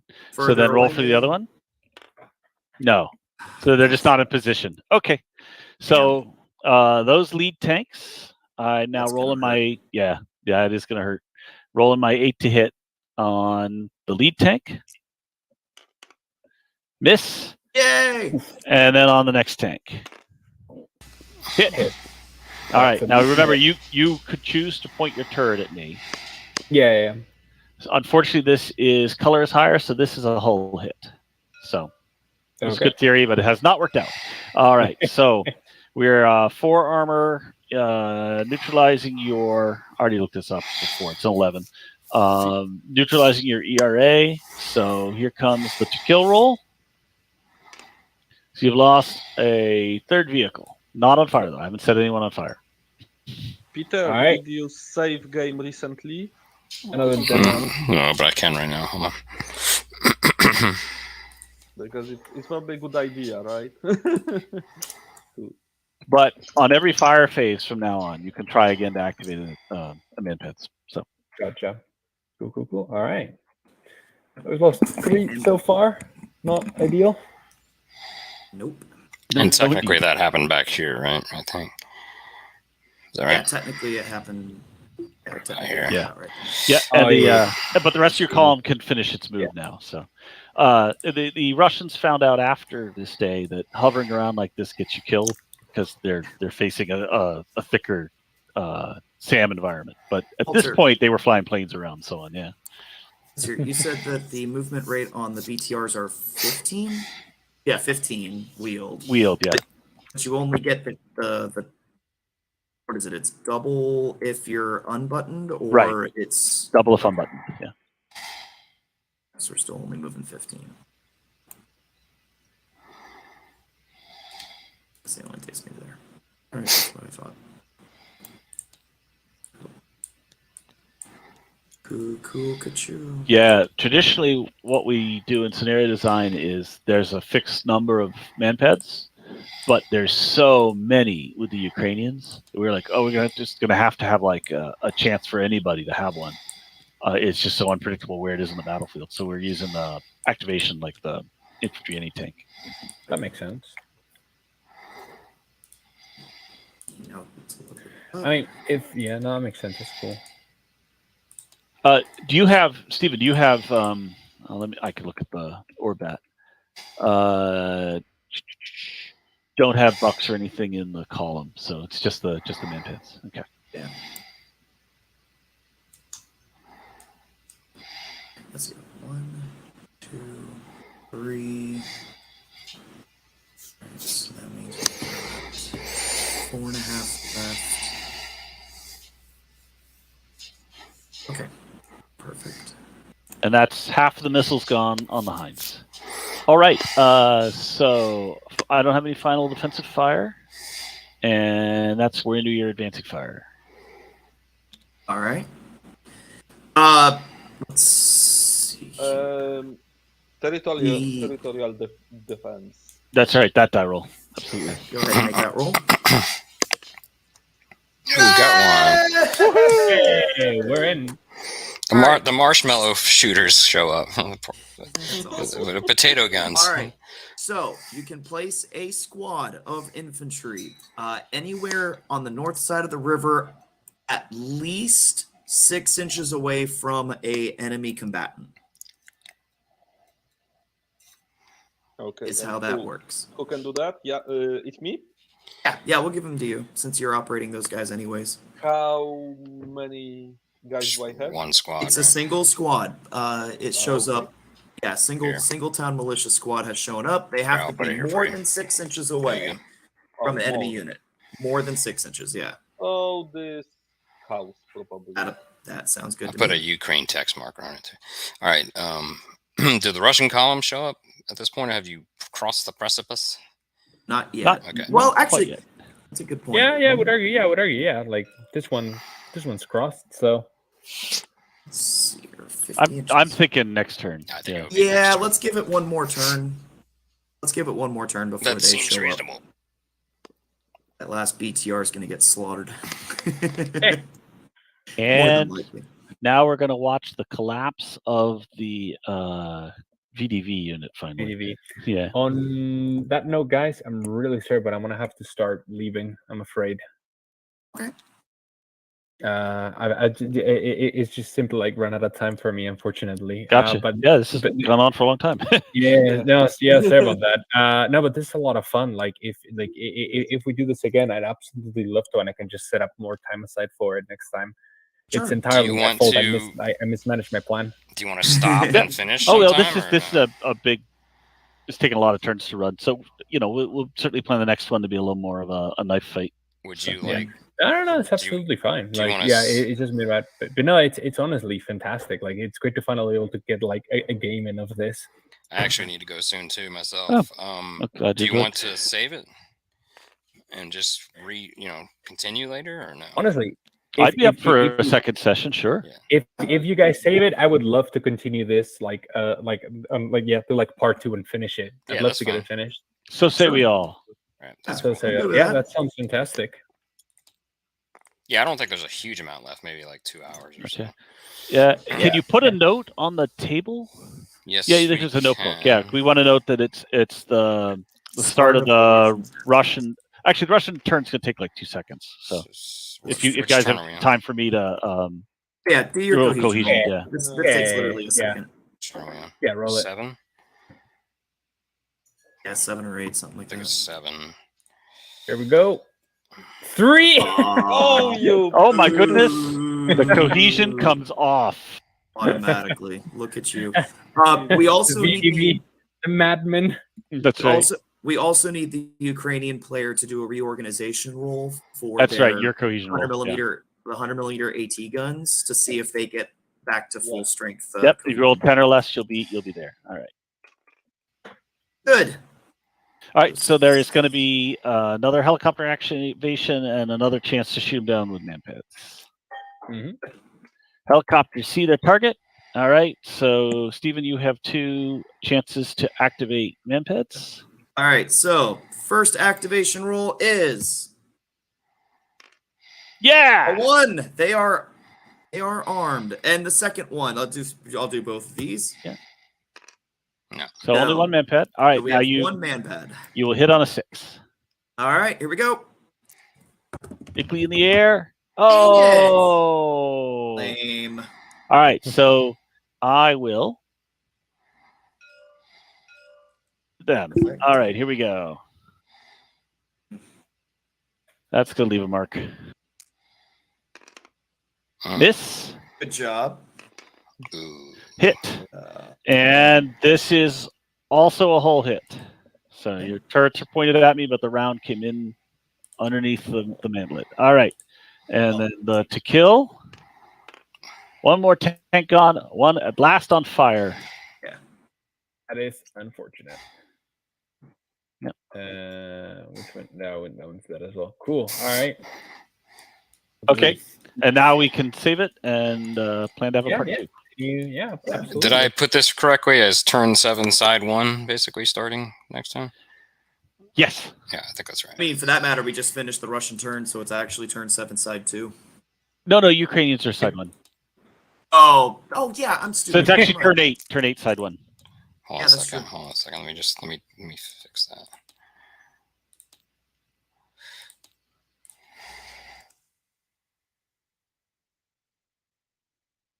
Side 2 or side 1? Side 1, yeah. Mhm. Side 1. You could just Yeah, say yeah. Ukraine. what it says. Yeah, that's fine. We know what it is. There we go. All right. Hey, this was great. Yeah, it was Oh, I good. enjoyed that. That was That really was fun. Yeah, this Yeah. has been good. This has been good. Yeah. Peter, thanks for hosting. Yeah, no problem. Thomas, thanks for the doing all the model work for the planes. So. No problem. Yeah. I We have to might give do credit. some We have to more. give credit to the Twilight 2000 module for a pretty good amount of. Oh, those. yeah. Yes. Yeah, between this and Team Yankee. So once Yeah. it's saved, is Yeah. it going to be safe to flip it? Hold on. Let me make sure. Ritual, man. Yeah, hold on. Let me make sure we got Alright, it's screenshots saved. that we want to Although have. I don't know why Twilight 2000 has these 72s with turrets attached 180 degrees. I don't know if you noticed that Alright. they all have, Go away. Wait.